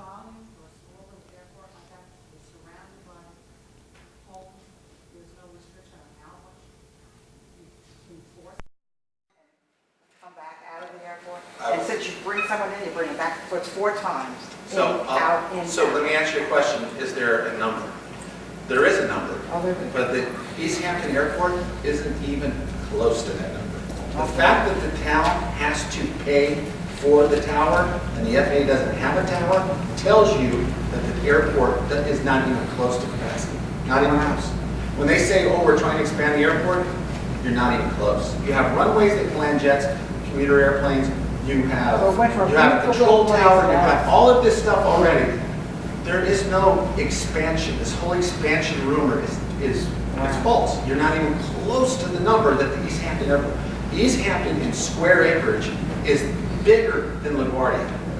It already is. And it already has an airport that the most advanced jets that these people fly can land on. So there is no expansion. You're not putting on a 13,000-foot runway. Yeah, but there's not homes right around the airport. Well, there are. Yes, yeah. There are. But that's another day. On the water, no, this is not true. Also, So any more questions on how an airport noise abatement program exists? Yes, sir. my mother was right under the line. I actually have a question. Can you explain the impact, if any, that the expiration of the North Shore rule have on the 600 track permit? We fixed the North Shore, we fixed the track route I'm sorry. before it's a voluntary of our getting to our members and saying, look, if you don't need to be there, then don't be there. That's what gives us being able to do it voluntarily allows us to do that. The expiration of the rule shouldn't be affected. No, it's not affected at all. Because we monitor that very closely. So am I hearing correctly that the expiration of the North Shore route as a mandatory route would be a good thing pretty much for everybody? Oh, absolutely. Well, it's not everybody's opinion. Okay. But in our opinion, and what we've seen, because we are the data collectors, nobody else collects the data, we do, is that when the North Shore, the voluntary, because when we signed, in 2008, when we signed the voluntary agreement, the other agreement that we signed with the airport managers was that we would also monitor our compliance. Robert comes in, that's where all this came from. What we noticed was the track route got fixed, and South Holden Magnitude got pumped. And I told you you've been here, right? I haven't hidden that from you. In fact, the video that I'm going to show you goes right over from a transition point, right over the North Fork into East Hampton.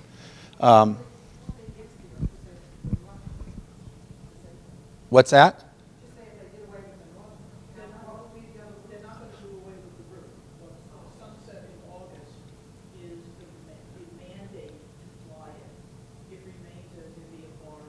Right.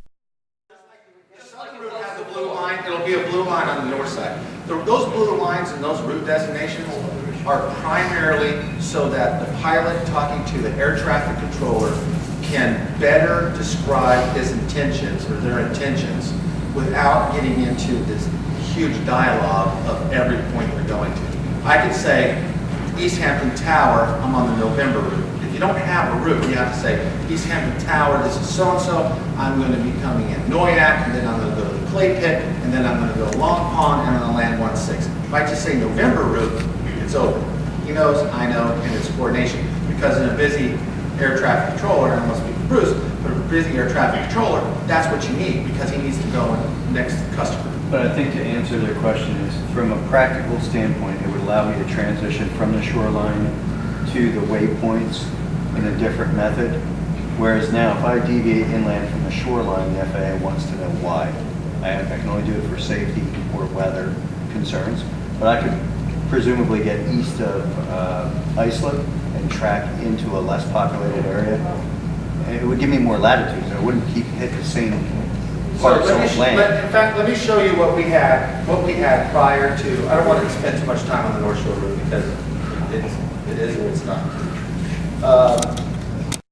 This is the transition routes that we had. Now, the East Hampton routes have changed, so anything around East Hampton is different for the inbound and outbound. We used to come in, come right to here, come straight across. Teresa lives right here. We used to fly right over this, come to this point, and pick up the ferry, because at that point we actually went this way because we picked up Pecan, Ferry, Northwest Creek, and we came out this way, and we came from this point, which was the last point, straight this way to hit the North Shore. That's when we were doing the voluntary. And we know when we signed in 2008, they went up 360%. 360% noise complaints went up. They didn't go down. We were the only ones monitoring them. They went up 360%. And they came from right here, this area. Well, South Wilmette, not all Teresa, but that whole area. Why? Because you hadn't seen this before. It was new. Where are these helicopters coming from? There must be an increase in operations in East Hampton because there's helicopters over my head and a high volume. That was in 2008. Most of my friends lost their jobs in 2008. There wasn't an increase in helicopter operations in 2008. So what we did, we quickly realized it was not working.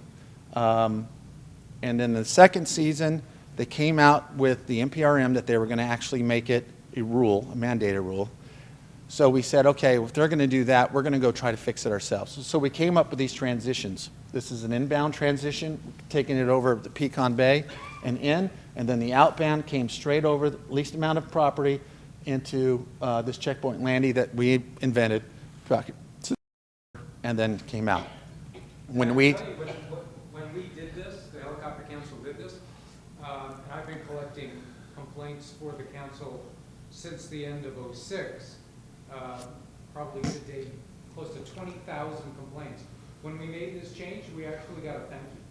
Somebody called and said thank you, and it was a number of people who had called. We'd never heard that before. So I just wanted to point that out. The other thing we did was right here. We said you have to raise the altitudes.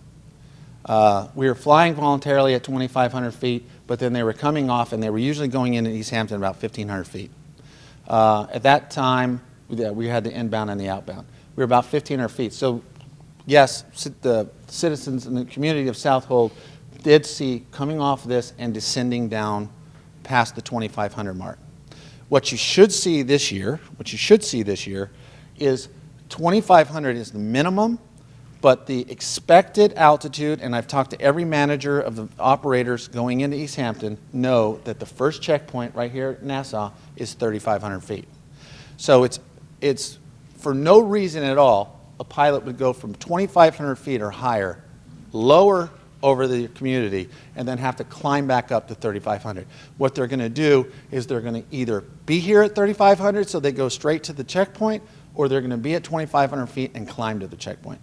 My guess is, and I do this trip all the time, is that we're going to fly out 3,500 feet.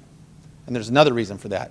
All the way back here, Farmingdale, Islip, as we said, are huge training airports. Their training areas are on the north, in the North Shore of Long Island, and between 2,000 and 4,000 feet. So we like to be higher than them anyway. So you should see an improvement because of the altitude. But those were the transitions. We did it, and it worked. But we can't do them anymore. Jeff, what was that altitude again at Nassau Point? At Nassau Point, it's going to be 3,500 feet. I'm going to show that to you in a second. The day it sunsets, I have the operators on board. We have the plan already. I have it on a map. We're ready to go. The town, all it does is connect to the town of East Hampton. Like I said, two separate things. The town of East Hampton noise abatement procedures, all we're doing is enhancing it outside of the area. We can do that because it's a voluntary inside of our organization.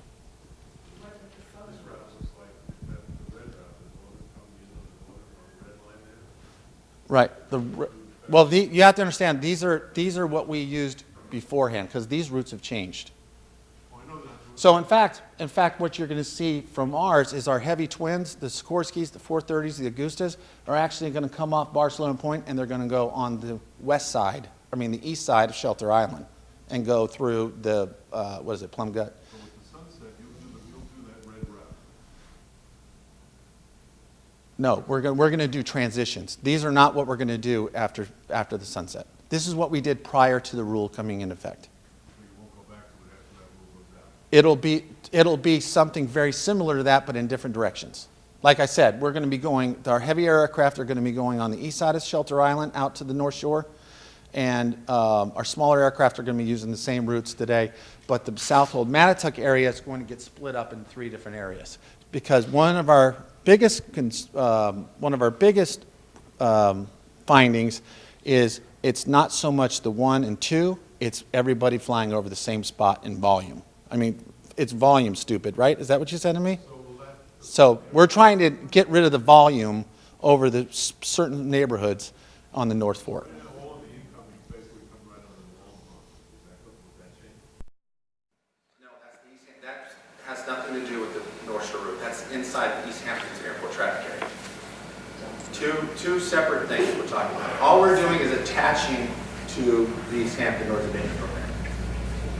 Yeah, I also want to point out to pilots, and over the years, I have proof, and you know I've called, and Jim Brundage knows that I've requested information of pilots on very clear days,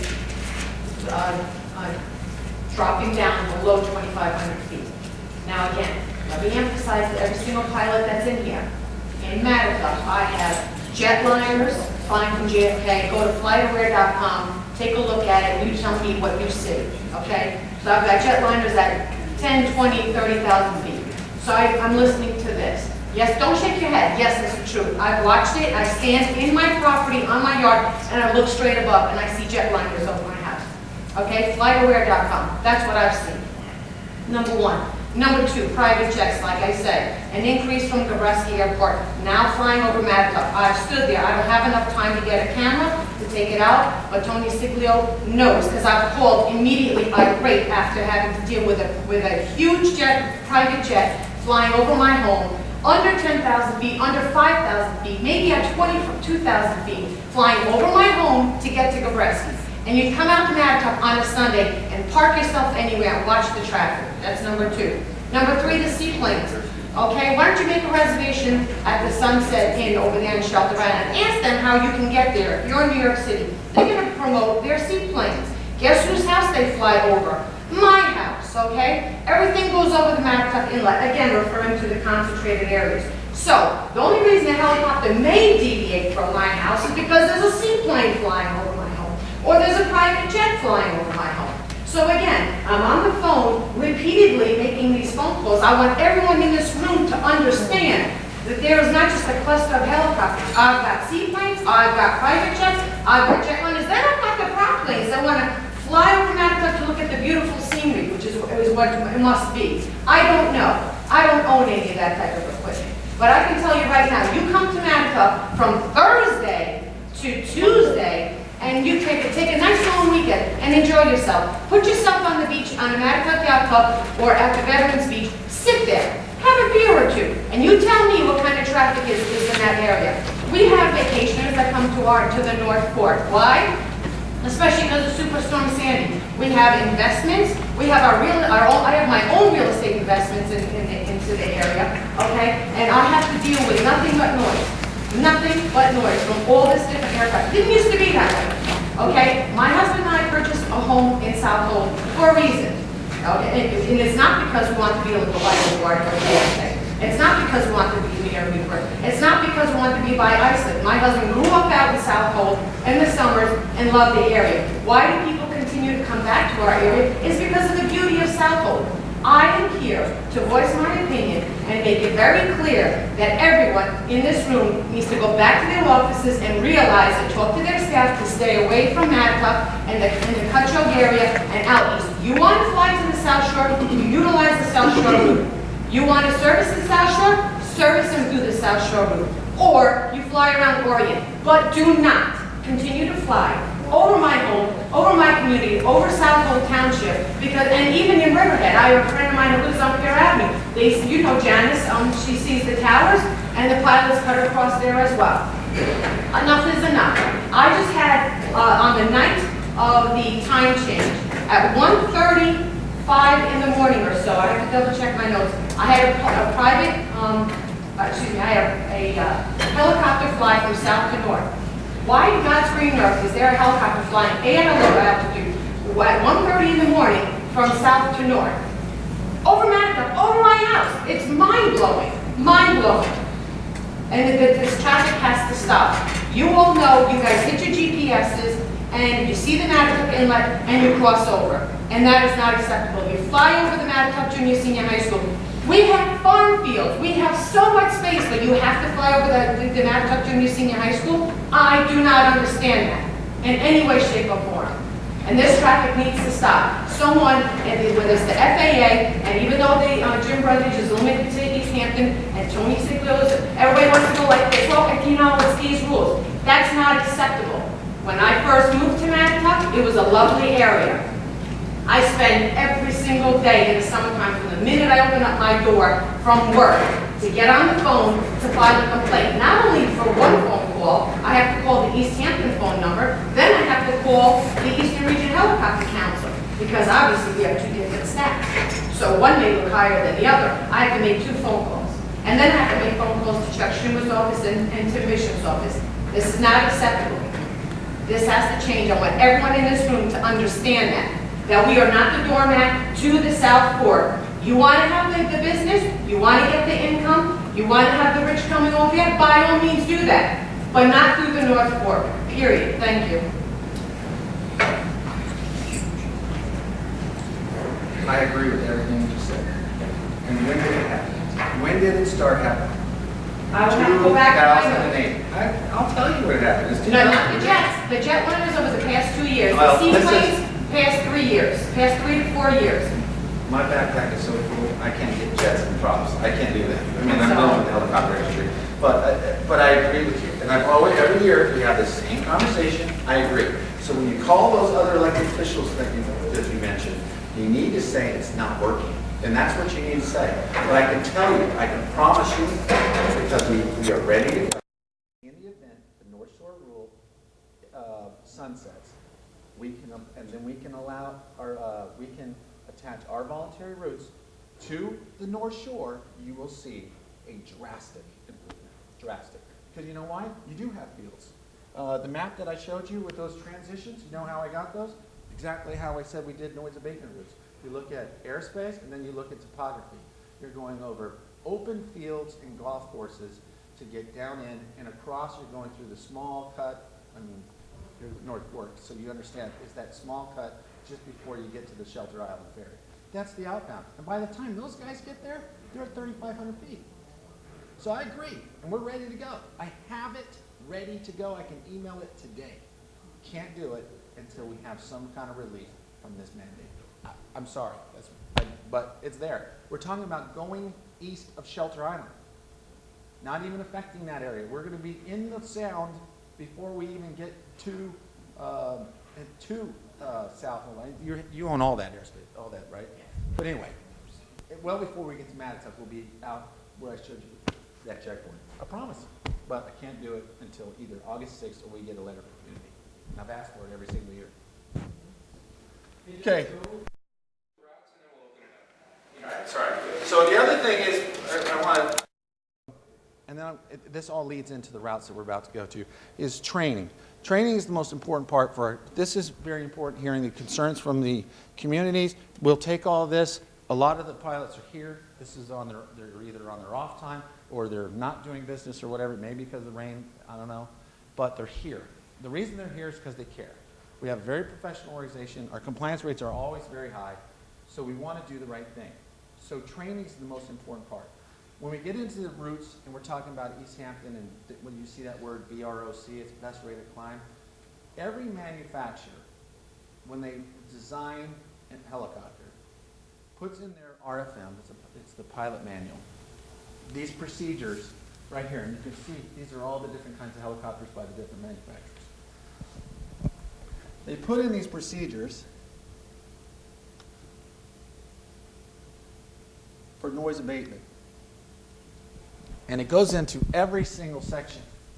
General noise abatement, ground ops, hovering, takeoff, cruise, turns, because helicopters are louder in the turn than they are straight. Approach and landing, every bit of it. And then we actually get right back to this. This is done by Helicopter Association National, which has a Fly Neighborly Committee, which Robert is the chair of.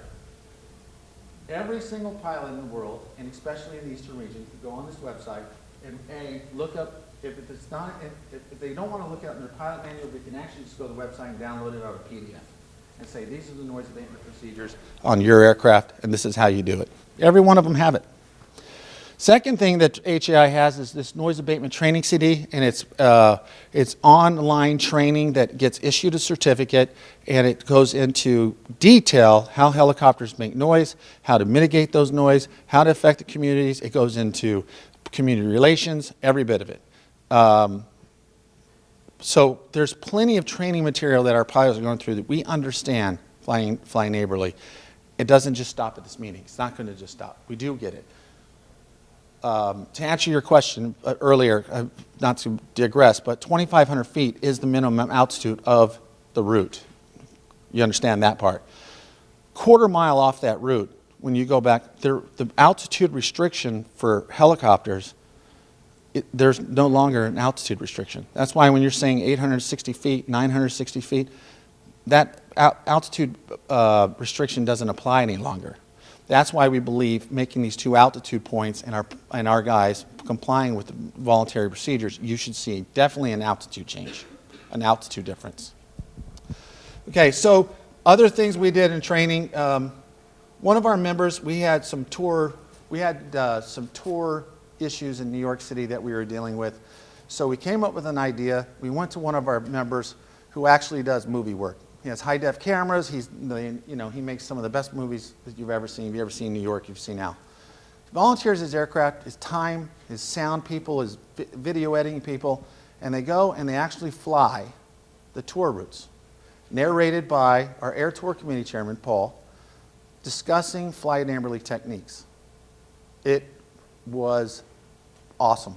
It is now part of the training material for each one of the tour pilots as they get hired at any 4 of the tour companies, go through this training of how these tours are run and where the fly neighborly techniques are.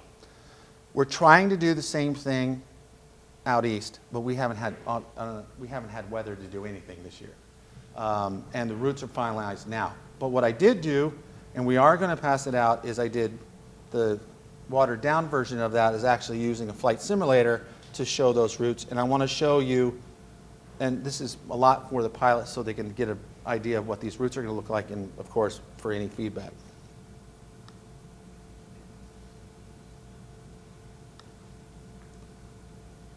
And the first one's an apple and it comes out a little blurry, but the other ones are a lot better. So this is the route: Nassau Point, Clay Pit, Long Pond, and then power lines, and then into the airport. This is how it looks. This is coming off the North Shore. This is the Mattatuck Inlet right here. The Mattatuck Airport's right here. This is Nassau Point. The aircraft should be at 3,500 feet.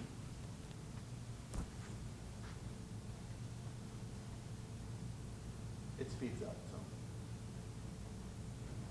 Now, is this a single engine or a twin engine? This one for this video is a twin. So how noisy is that going to be versus the single? At 3,500 feet, the noise signature it goes twice. I'm not a noise guy, but Robert is. I think it's for every correction you make, it cuts it in half. You'll see it at 3,500 feet, you're going to notice the difference. Now remember, this is all weather dependent. If these clouds are down at 3,500 feet, we will not be at 3,500 feet. First checkpoint is Nassau Point, November 1. The altitude right to the side is 3,500 feet. This is 1,000 feet higher than the East Hampton airspace.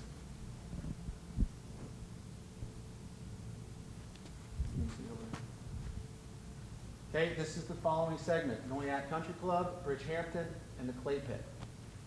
We used to come in here, turn, go down this way, and then turn in. A lot of grief over Noyak. This is what the checkpoint actually looks like. That's Google Maps. That's exactly what we see. So we're looking at this. This is our next checkpoint, our next one. You can see Long Pond and, not Long Pond.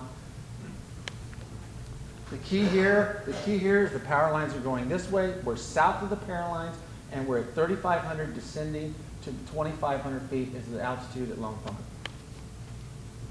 Where are you south of the power line, Jeff? What's that? Where do you get south of the power line? When we hit the clay pit, we're south of the power lines, because that's where it makes the turn. Because it comes from the south and then turns that way. Now, is the clay pit the sand pit on Middle Line Highway? We've always called it the clay pit. It's right next to Bridgehampton. So then that's the sand pit. Okay, so here it is, there's third checkpoint, 2,500 feet, and you see what I promised right here? Fly neighborly hot zone. You said we didn't care, and then this area right here is designated fly neighborly hot zone because of the two traffic patterns going in and out of there. Here's Town Line Road. No, it's not Town Road. Here's Town Line Road, and here are the power lines right here. Well, last year, they very rarely flew south of those power lines. Well, we're going to keep pushing it. 2,500 feet to Long Pond. That's the last checkpoint where we talk to air traffic control. We say we're at Long Pond. You can expect us at 2,500 feet. And from there, we start flying the approach. We do not designate anything past that point. At that point, it's aircraft performance, safety of the aircraft, and the pilot actually flying.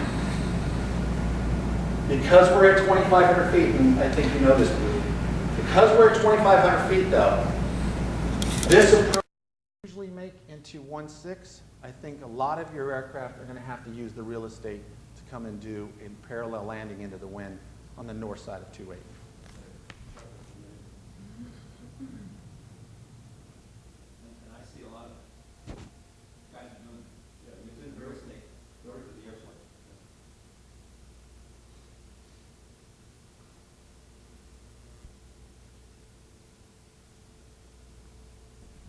All right, any questions on? You don't need to see the landing. I don't think I do a good landing on this anyway.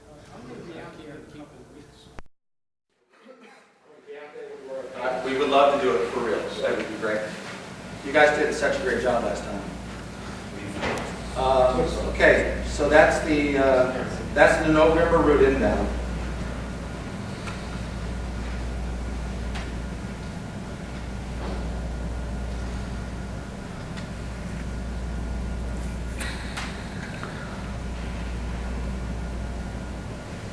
This is the Echo route outbound.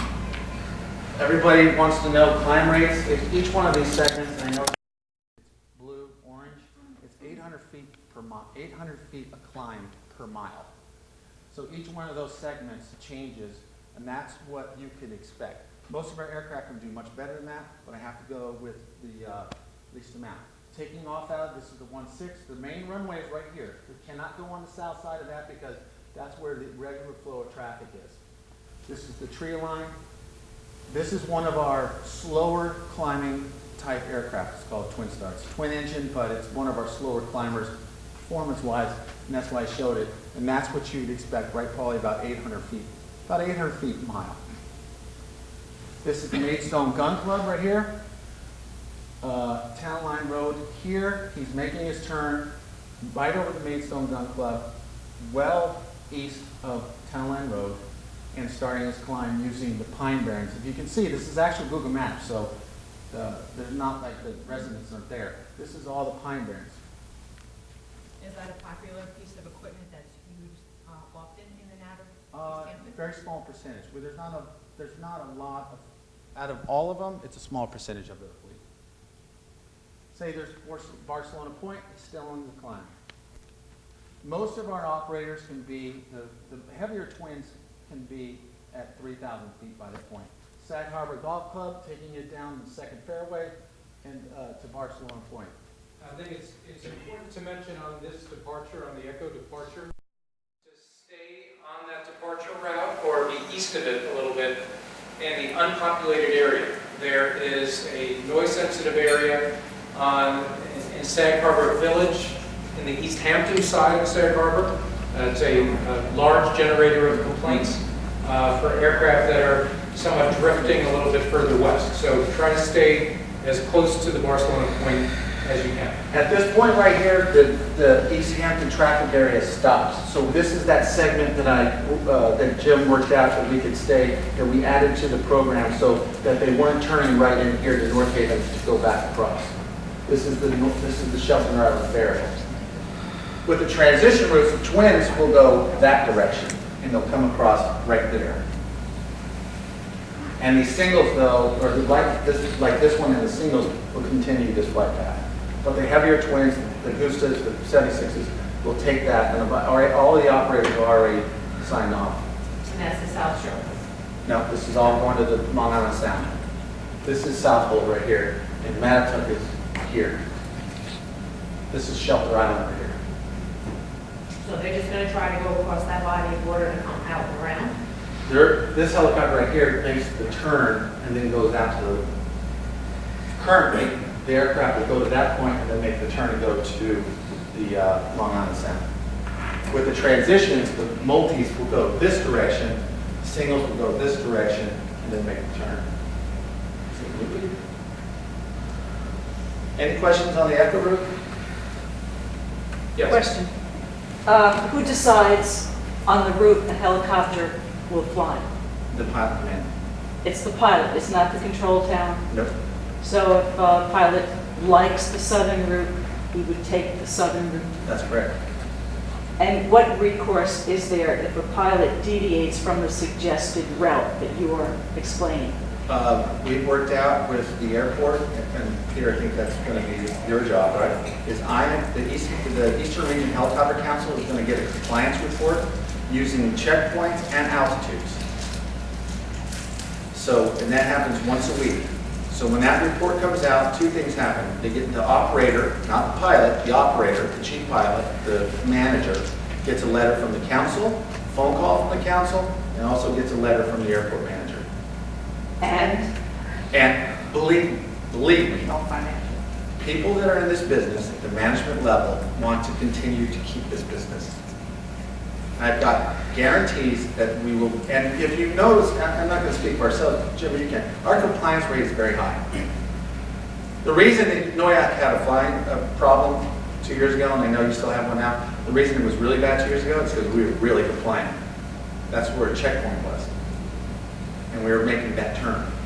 That's why, because we're on the route. But again, to emphasize, it's only within that 5-mile radius of East Hampton. That's correct. So anything after that, you guys cannot document. So if I send a FOIL request over to complain about a helicopter because I'm 13 miles out, and I document, and I can visually pretty much estimate at this point when a helicopter's at 2,500 feet or not. So if I send a document over to East Hampton Airport. Well, it's not a FOIL issue, but, you have, I think you've established the... But with a FOIL, it's a paper, it's a... No, I understand what a FOIL is. Number to file a complaint. No, I I'm understand. making a paper trail. So we're not making a paper trail, that's how Jim runs his own... Right, but what I'm saying is a FOIL request, Freedom of Information Law request, may not be the appropriate instrument as it relates to East Hampton Airport. Will the airport assist you as it has in the past? Sure. If the multi-lat system, if the flight track extends over Mattatuck and the data is available, they will provide it to you. I guess what I'm saying is FOIL is not necessary. The noise complaint is logged if you call the Helicopter Council or if you call the East Hampton Airport. That is logged. There's a date, there's a time, there's a latitude and longitude associated with your address. That's how the complaints are correlated, because a flight track has the same date, time, and latitude and longitude. And that's how you correlate a complaint with an aircraft. If the aircraft can be identified, not all aircraft can, pursuant to federal law and rules, but if the aircraft can be identified, then as Jeff indicated, the effort is made. If the pilot or the operator is seen habitually deviating from what's suggested, outreach will be made. It's really through education, and that's really the purpose of this meeting, is to get the pilots and the communities as well in the mindset is we have to work together on this. So your input is critical. But FOIA, and I'm not a lawyer, but if you FOIA the town of East Hampton, the airport for information outside their airport traffic area, I do not believe that they're legally bound to answer the FOIA. It's not their jurisdiction. That was my answer. But you can get the information. I mean, we give the information. We give the information. You can't FOIA us. You can ask us. We do. Every time you call, we do look into these flights. He sends me the maps. We find I out. want to know who the number is, because I want a response to my request. So. But you can't FOIA us. We 7445. can't FOIA us. All we can do is assist you on making sure that doesn't happen again. You can't call us and say, who was that? We're going to give you a tail number. See, so that's a problem too, because I've repeatedly, every year, said the NR numbers should be at the bottom of the choppers. And the reason being, because when I do stand outside, all I can tell you is, it's a blue belly. I'm staring at a blue belly with no landing gear. So how can I how is that, if there was a number, just like a license plate on a car, I can then say NR755. And that's a valid point, and Okay, and that that would should be paid require out. a federal rule change. The aircraft are marked, the tail numbers are compliant with very specific rules and regs on how to paint an aircraft, on the size of the numbers, where they need to be. Right, and That correct me if rule I'm needs- wrong, the FAA has changed the That font rule size. needs to be That- changed. That's changed, that they used to be this smaller. When I had, here we go, let me show you right Right here. now. Here's Right. Liberty Helicopters, they sent me a lovely postcard for $650 I could fly to East Hampton Airport to me and my husband. So looking at the NR number, do you see where it is? It's right here underneath the blades. So how am I And that's supposed to file a compliant with complaint? federal rules, right? Well, then there's a problem. Federal rules, there's a problem here. Okay, when this It's is not- 2,500 feet or even 1,000 feet in the air, there's no way I'm going to be able, all I'm going to be able to tell you, it's a white belly. See the white belly? That's all I And that can tell you. process would be a petition. You petition the FAA. Like I said, in that process. That's an FAA issue. Yeah, and I think it's important. This is why I'm not Teresa supposed to raises make a it very point. good point. Anyone And want to see this? Teresa raises a very good point. And the response is somewhat bureaucratic on our part, although we're not a regulatory body, the Helicopter Council. But aviation is an industry of rules and regulations. So, as Jeff indicated, and what the data shows is the compliance levels are very, very high, because that's what the rules and regs require. If you request, you certainly pointed out an issue. It's your suggestion that the tail numbers be on the bottom of the aircraft. There's a process for that, pursuant to federal rules and regs. As Paul indicated, you need, or a group that you represent needs to petition the FAA to make a rule change, and then there's a formal process for that. You're not the first person to recommend that. That issue came up 20 years ago in the city of New York. The same request, that all aircraft using heliports in the city should have the tail numbers on the bottom, because people want to know who they are. So there's a process for that. It's outside the Eastern Region Helicopter Council. We can't do that. That's something that you need to deal directly with FAA. Right, I understand, but my point is too, I'm on the North Fork, you're obviously telling me that I am very limited with the information I can obtain so that I can know who that pilot was, because I have called the individual companies myself. If I got the NR number, I picked up the phone. I called Ira in our office. I called a few of these individual helicopters. Once I got the number, I called, I explained who I was, I explained where I lived, and I requested to please, A, not fly over my home or Matica, or B, not to fly over Matica through UCB High School. And I was rather calm about it, and I spoke as nicely as I possibly could after having the helicopter fly under 2,500 feet over my home, Right. okay? So that's the purpose of it too, because I have every right. If you're flying over my home, I have every right to pick up the phone and call you up and discuss this matter with you. I have that right, okay? I'm a taxpayer. I pay over $8,000 for my home, okay? And I didn't have that situation before.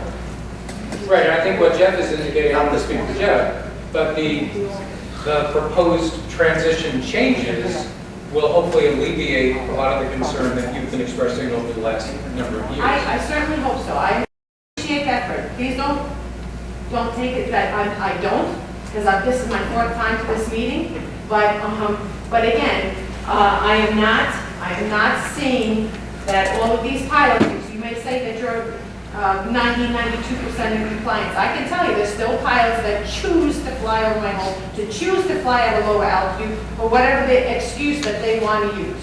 And I don't appreciate it. We manage our success by compliance. If we're not compliant, there's no reason for us to have this meeting. There's no reason to come here and say we're going to do something that we're not going to do. We don't manage our success of whether you're happy or not. We manage our success on compliance. And if we're compliant and we're doing our job as the technical representatives of the industry, then we're taking your concerns and putting in part of that. But I'm not here to make you happy. I'm here to make sure that your concerns are heard first and foremost, and that we put that as part of our plan and make sure that we're compliant in what we do. That's how we measure our success as compliant. Because when we go and have litigation and stuff like that, what we fall back on is data and compliance. That's what we do. So it's very important. It's very important. As far as privacy, this venue and the council, we're not in the business of sharing that information. We're not. I don't know if the FAA is. I won't speak for the FAA. But the FAA is the, governing body. Now, I should mention that we're scheduled to wrap the meeting up at noon, which is just in a few minutes. There's a lunch scheduled after downstairs, I believe it is. But we can keep going and have, is it up here? I think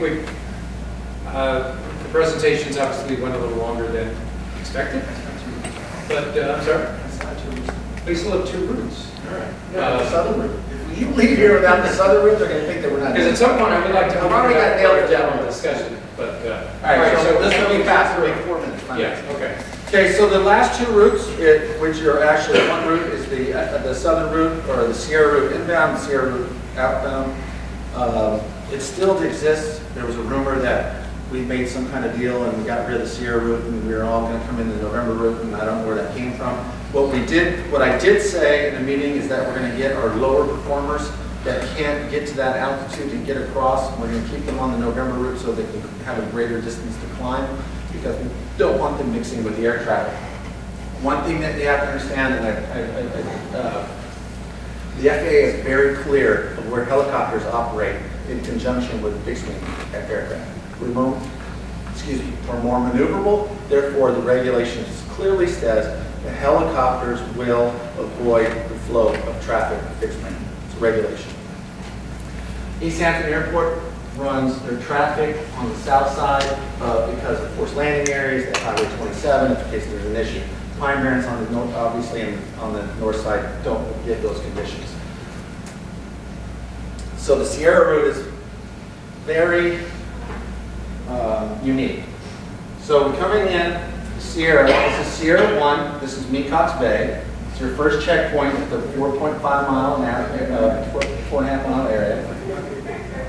Flying, this aircraft right here is flying at 3,000 feet, which is the recommended altitude, weather depending, but the actual noise abatement program is 2,000 feet.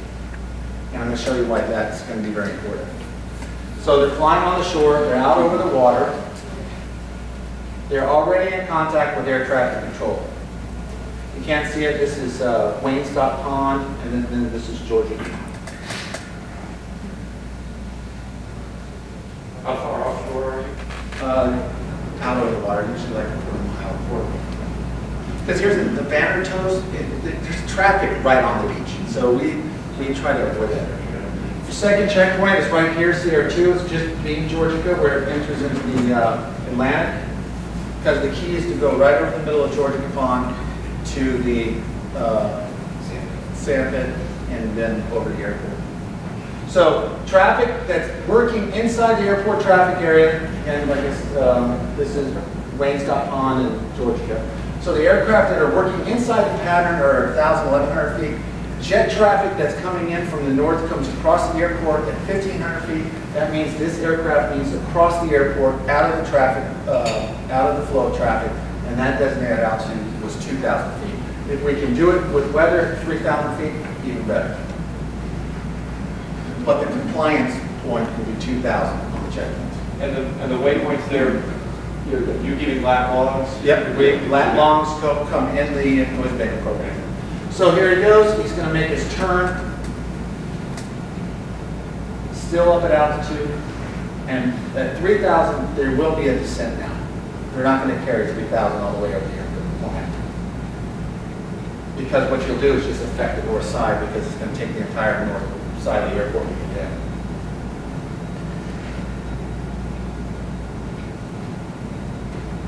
So this is the final part. Sierra 3 is the last one. The control tower right here still have to be at altitude to get across the runway.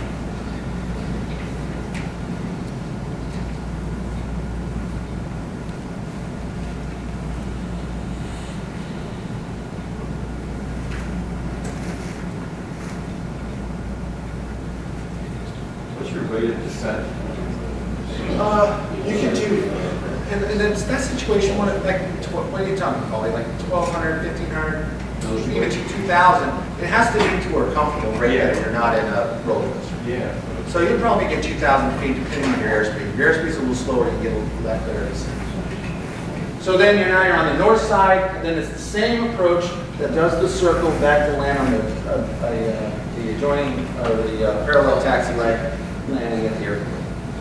I'll speed this up. And one more. So the Sierra route outbound,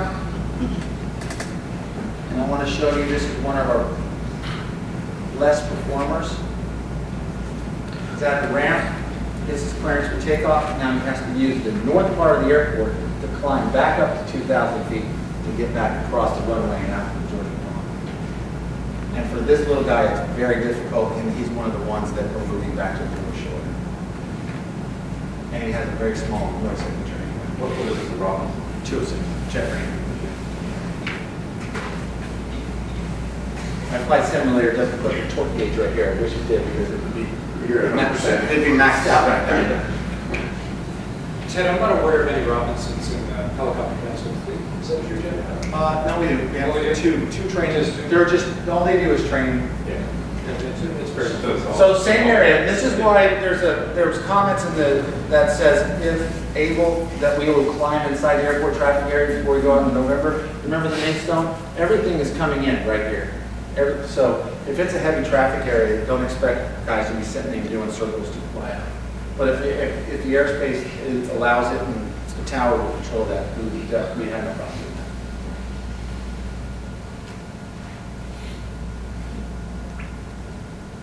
So as you can see, he's already north trying to make the turn back to the south from barely 1,000 feet.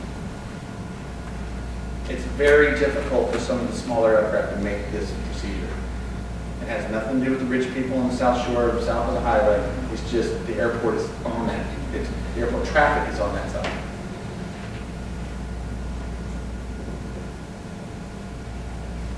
And then there's Georgia Pond. So now they're going back to the concrete? No, sand. Sand pit. So now they're going back to the sand pit, then they're going back over to Georgia Pond, back out, and then they'll make the turn.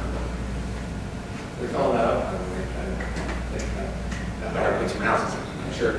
Yeah. Anybody have any questions on any of the routes for East Hampton? Yes, let's open it up. I know we don't have that much time, and I was told lunch is actually right next door, so that makes it a little easier.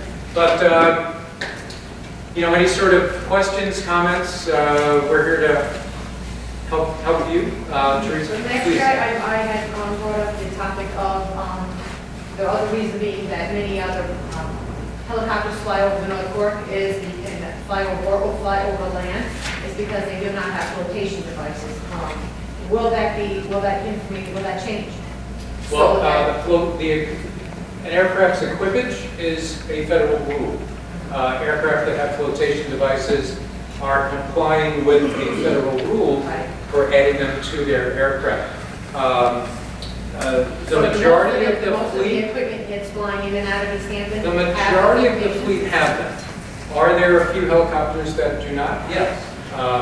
But they are required to operate in certain areas. I actually, membership-wise, in our members, and we have majority of operators, I don't have them. We used to have Oh, one. there used to be one. We used to be Yeah, yeah. one, and we don't have that anymore. Right. And it's not generated from the east end, it's because the heliport is on the river in the city.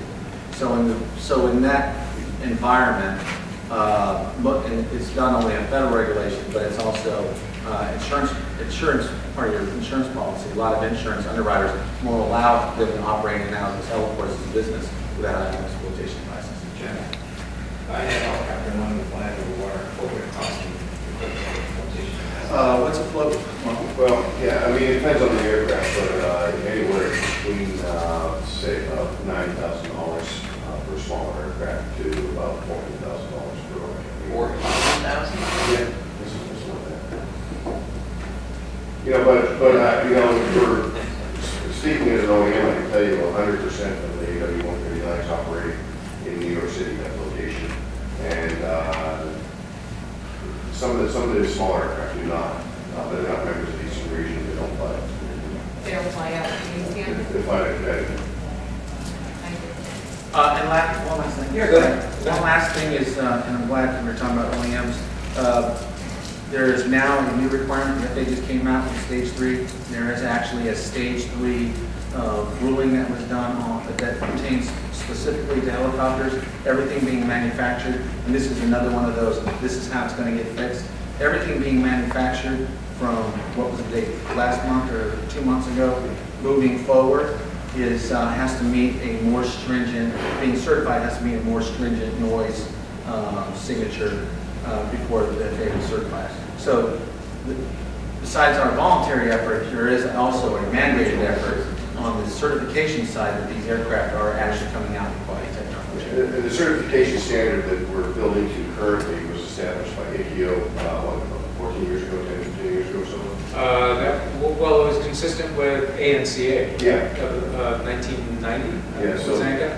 So any aircraft type certified after that, meaning the aircraft was first certified by an authority, whether it's EASA, New York, or FAA here, is compliant with those requirements. So, And over time, you'll see aircraft have gotten significantly quieter than they were. Over time, those benefits sort of get lost through, you just get used to it. But, 737s had those very narrow engines, were really, really loud. They don't make them anymore. The engines on fixed wing have gotten significantly quieter as a result of federal rule. And that's the direction that, as Jeff indicated, the stage 3 for helicopters is going now in a similar direction. So that concludes the presentations. We're certainly here to answer any questions. Please. Why was the 537 loud phone number changed? Okay, well that is a airport answer. I'd be happy to answer it for you if you want. The town of East Hampton put in a new phone system, and it wasn't compatible with this new digital system. Kathy and I are working on that. We're going to try to get it back. The 800 number is still good. Yeah, 537 loud, it's easy to remember. Yeah. No, And we're trying to get it put back in again. Yeah, the councilwoman has made it a priority to come up with, if not 537 loud, a similar easy number that would be automatically linked to the complaint management system. So hopefully that will be addressed. Anything else? Yes. I got a comment about the track route. Sure. Both as a resident and as a pilot. Okay. A lot of times we're mandated to fly this at 500 feet. And there's ways to mitigate that. You can go up towards Lake Success, or you can go around sometimes. You don't absolutely have to fly that route. And since it dumps out at my house, I prefer to take other routes. Right. And whenever I can, I do. We got a problem with the ball fields. We got all sorts of problems. You mentioned September. Right. But there are other ways to mitigate that. And you can fly Cunningham Park as a pilot and intercept that track route. And you won't interfere there too traffic. Just to mention that to the public, we don't even advertise that route on our motivated procedures. We want you to take you to the microwave with Southern. We don't even mention the track. The route. Now it's on the chart, obviously, that type of stuff, but we don't put into the track. If anything, that means anybody on the airport. Yeah, and it is a very difficult situation, knowing that when Kennedy is lining the 2-2s, 500 is the max that you're probably going to get. So it's something that we're, from the council's perspective, certainly very aware of. And the push has been, as Jeff indicated, if you're not going to from Republic, avoid it. But I see where you're going, and that's something we can discuss as, you know, as the council. Anything else? Yes? You know, as a movie fan, I love the previews that come out before the Academy Awards and all the other stuff. Right. You know, country music always has some previews on TV. However, the last 2 weekends of my life, I guess I've gotten a little bit of a preview as to what my summer will be like. And, you know, here you go. This is what I'm listening to already 2 weekends ago. And again, this past, I mean, this is what I live with. Right. And Your I look address at is the where? Noyak. So you're I am just east of Jessop's Neck. just east of Jessup Neck. Okay, and I look at the history of what we've endured. Right. I mean, I thought this was going to be a fly neighborly meeting. I would get a preview as to some relief this year. I don't think I am. I mean, to me, it sounds like, all right, here we go again. This is my backyard. Well, I think You know, and not for anything, but this is annoying when you're trying to have family and friends, you're just sitting out trying to have a little dinner. You know, this is annoying. I know, I don't mind flying, I don't mind helicopters. It's good for the economics of the region. I understand that. But gosh, guys, come on, get with the program. Come on over and have a drink with me on my deck when you listen to this nonsense starting Thursday. It used to start Friday. Now it's starting Thursday, late afternoon. Right. Friday, 2 weeks ago, it was like, I thought I was in Vietnam. Well, I think This is crazy. We want relief in No, I understand it, Noyak. and I think perhaps I misheard, Jeff, perhaps you want to clarify, that the 2014 East Hampton program, as it relates to Jessup Neck, has been modified. So, did I hear incorrectly? It's south of Jessup Neck, and it's actually, whatever that tank thing right there is not a 3,500-foot helicopter. So that would be one of it's not. So that would be one of those situations where a noise complaint would go in, and we would find out, and it would be on the compliance report that Peter's going to East Hampton Airport is going to issue us and say that aircraft, and I've been around aircraft for a long time, is probably, that was a very low. That was very low. Yes. So, Yes. so the answer to your question is, so the answer is, you should see relief because we're raising the altitude. So maybe you, I didn't communicate that properly, but in that situation, one is we took away the amount of time that they're going to be over Noyak by taking out one of the turns, and the other thing we did was raise the altitude. So I don't want you to leave here saying that you know you're not going to see any improvement, because if this goes the way I believe it's going to go, and what we've shown in the past is that you're going to see much better than what I heard on that. So the preview of 2 weeks ago, it is not what I'm anticipating for the rest of the season. No, because we're having this meeting. From this meeting, if I didn't say it already, from this meeting, we email blast the noise abatement techniques. You see the video we have in the back. We spent $1,000 taking this meeting, so that we can send it to you all, so our pilots that aren't here can see it, so they know the procedures and they know your concerns. So I have a firm belief that you're going to see a drastic improvement and an incredible improvement from what I heard in that recorder. And if you don't, we have the mechanism to fix it. That route, and Jim, I'm not sure what, in terms of nomenclature, what you're calling it, that route was called the Jessup Neck route. The point, the geographical reference the pilots were using at the base of Jessup Neck, that's no longer. Am I correct?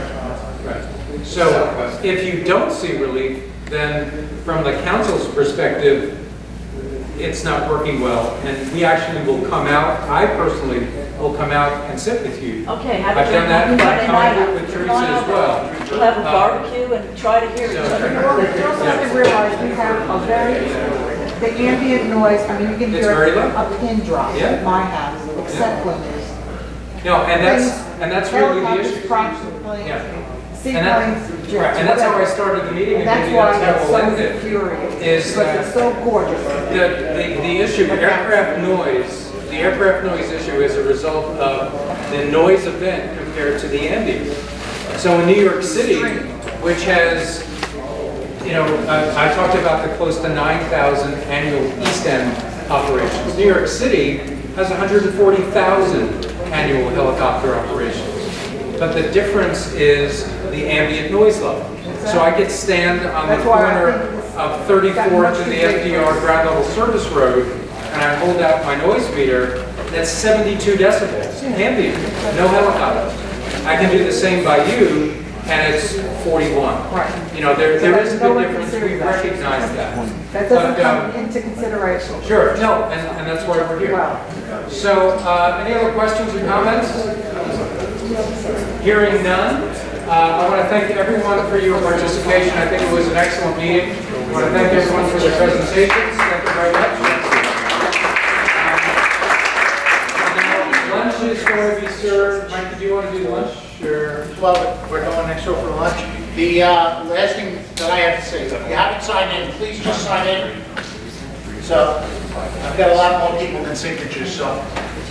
Well, thank you very much. Lunch is right next door to your left. Thank you.